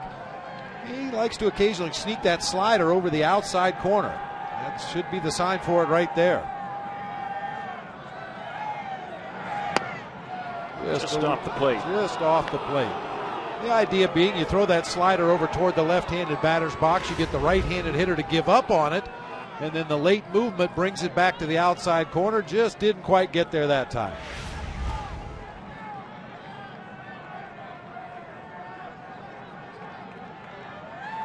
2-2 pitch, ground ball, backhanded by Castro. They get one. And Roberts just beat the relay throw. That would have been huge as Jeff Baker got taken out by Miranda. One away. Starlin Castro once again showing some good range from his shortstop position. Got to the ball backhanded, got rid of it quickly to Baker. Once again, just too much speed from Roberts. That is one strength in my eyes of this Diamondbacks ball club. They have a lot of guys that can run. Boy, that looked like an out at first base. Woo. Very close. It will not be Parra. Instead, veteran right-handed hitter Melvin Mora against the lefty Marshall. Roberts takes over at first. And a curveball for a strike. Mora's been battling illness the last couple of days. And his spring training was kind of abbreviated by a car accident down in Arizona. Suffered a injured neck. Missed several games of the spring training season. Back foot breaking ball almost was literal. Sean Marshall will keep you on your toes as a catcher. He's got two really good breaking balls. The big over-the-top curve that ends up in the dirt quite often, and that back foot slider. Coy Hill's done a nice job of keeping everything in front today.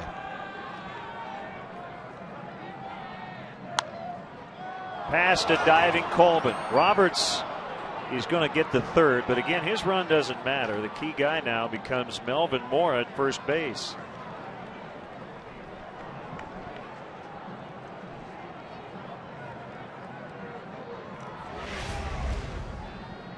Coy sets up inside. The pitch out over the plate. You can see him reaching across toward the outside corner.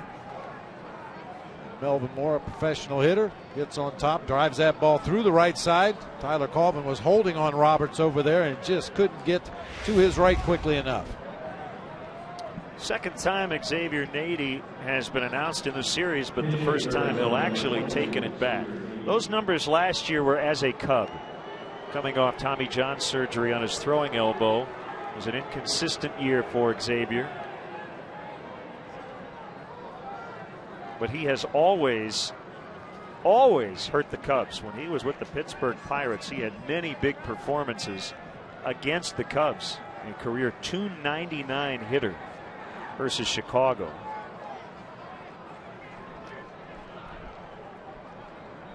We saw a lot of Nady last year with the Cubs. Occasionally that bat can get a little slow. The swing can get a little long, which would make you think that Sean Marshall's going to try to come in on him with good hard fastballs, maybe some back foot sliders. You just better make sure you get him in there.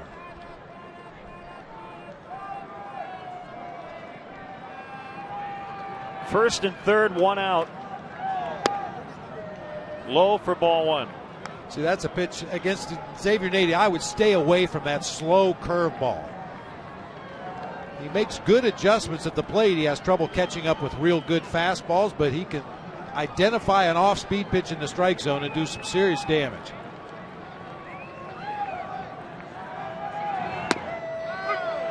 Fastball for a strike. And it's 1-1. Now Nady hitting in Hernandez's spot. Bob, I don't see anybody up in their bullpen. I guess the assumption is if they get the lead, it's going to take a little while here, or at least tie the game. They can get somebody ready quickly.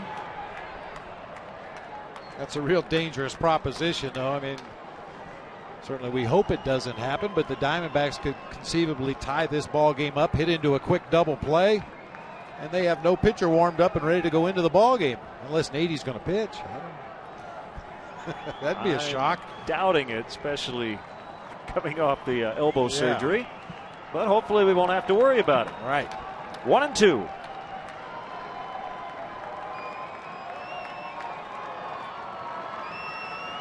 Should be a fastball in. Off Sean Marshall. Castro is going to throw to first. They got him. Yeah. Nady can't believe it. What a play by Castro. That is huge. The game is not over. It's only the second out, but a huge second out.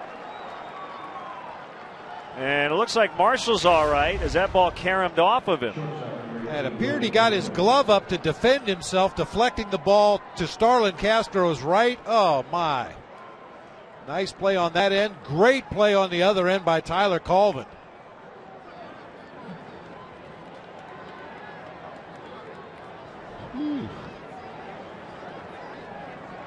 Nady will get an RBI. It's now 6-5. The tying run is at second base.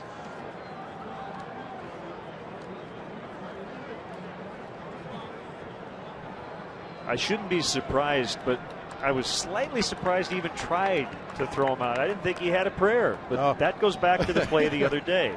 He thinks he can make that play, and he was right this time.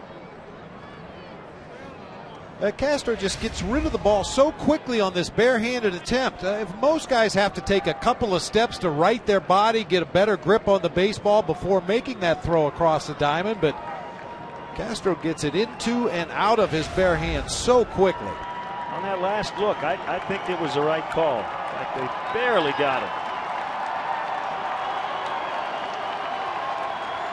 So it's come down to this.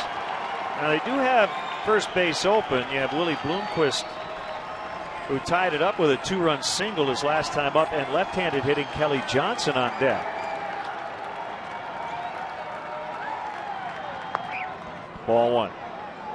And you saw Mike Quade make a quick trip to the mound to talk to his left-hander. I'm sure the topic of conversation was, you know, we're going to go after Bloomquist, but be careful. We don't want to put him on intentionally just to get the left-handed batter at the plate and put the potential go-ahead run on base. But be careful with this guy. If we walk him, we walk him. We'll take our chances with Johnson. Outside 2-0. J.J. Puts up in the bullpen, and he was up earlier. And right now is kind of taking his time, which would indicate he's probably already ready to go in case this game goes to the bottom of the ninth.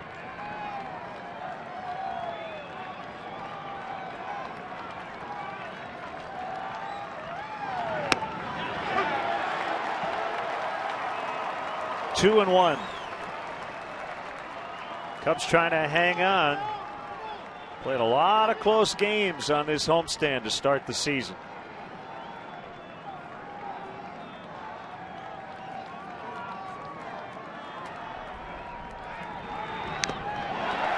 Two and two.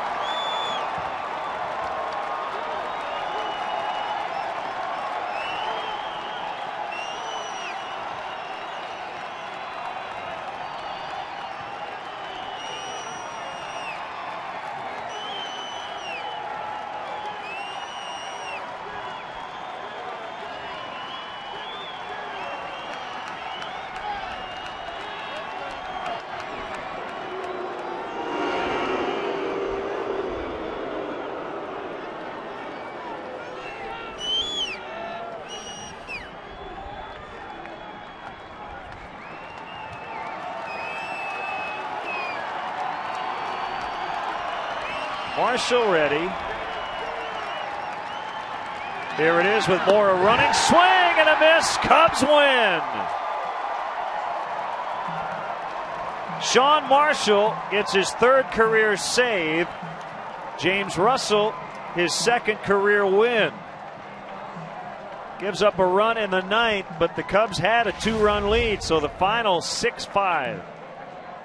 A perfect location on that big sweeping curveball. Started in the middle of the strike zone, ended up nearly in the dirt. Bloomquist just trying to protect the plate with 2 strikes, couldn't make contact. A lot of choices for our GMC player of the game. We'll give the honorable mention to Andrew Kashner and James Russell, but the guy who had the game-winning RBI was Marlon Byrd. Good to see the Birdman break out today. 3 big base hits in the ball game. Pulled the ball hard to left field, shot one to right, and another one down into the left field corner to play the teammate. So now, Bob, we just hope for good news from the medical room on Andrew Kashner. Yeah, no question about it, because the scouting reports were extremely good. Anybody that was here at the ballpark or watching on TV had to be impressed by young Andrew Kashner and the way he took the mound today. So the Cubs are over 500 at 3-2. And Luke is standing by with our GMC player of the game. Thank you, Len. Marlon, this team has battled back in the first 2 series, and that's something I know Mike Quaddy wants to see, and you guys want to see it as a team. Oh, definitely. You're going to see it all year long. We're just going to keep battling all year. It's one of those things where it seems like you have 25 guys that don't want to give up. It all started in spring training. Everybody working hard and working together, and it's carrying over to the season. Willing to do anything. Colvin was good at first base, and boy, Kashner was good today on the mound. Oh, Cash looked great. He's going to have a beautiful career, but we'll start with this season. Hopefully he can get us about 15, 18 wins, and he stays healthy. It's going to be a beautiful one for him. Can you tell us about the RBI hit, what that at bat was like late in the game? Oh, gosh, knowing they were coming in, Enright was coming in on me, tried to go change up away. I got a hit early, then struck me out with some fastballs in. So I was looking in, hopefully came in there and put a good swing on it and left on the plate a little bit for me. Well, we got him singing and no birds in your eyes today. Beautiful. Go Cubs, go. Congratulations. Good luck tomorrow. Guys, a lot of heroes. Castro, Bird, Colvin, Kashner, they were all big in this Cubs win. Thank you, Luke. And we appreciate all your efforts today as the Cubs can go for the sweep tomorrow, and they'll have Ryan Dempster on the mound looking for a comeback performance after struggling on opening day. So that'll do it for our game coverage. Stay tuned. Coors Light post-game live is coming up next. Final score today, the Cubs 6, the Diamondbacks 5. We're back on Comcast Sportsnet Plus from Milwaukee. Friday, 6:30 pregame, 7 o'clock first pitch as the Cubs open up a 3-city road trip. In-game scoring provided by ScorePad. And now for Bob, for Luke, and our entire crew. Len Casper sending it over to Dave Kaplan in our downtown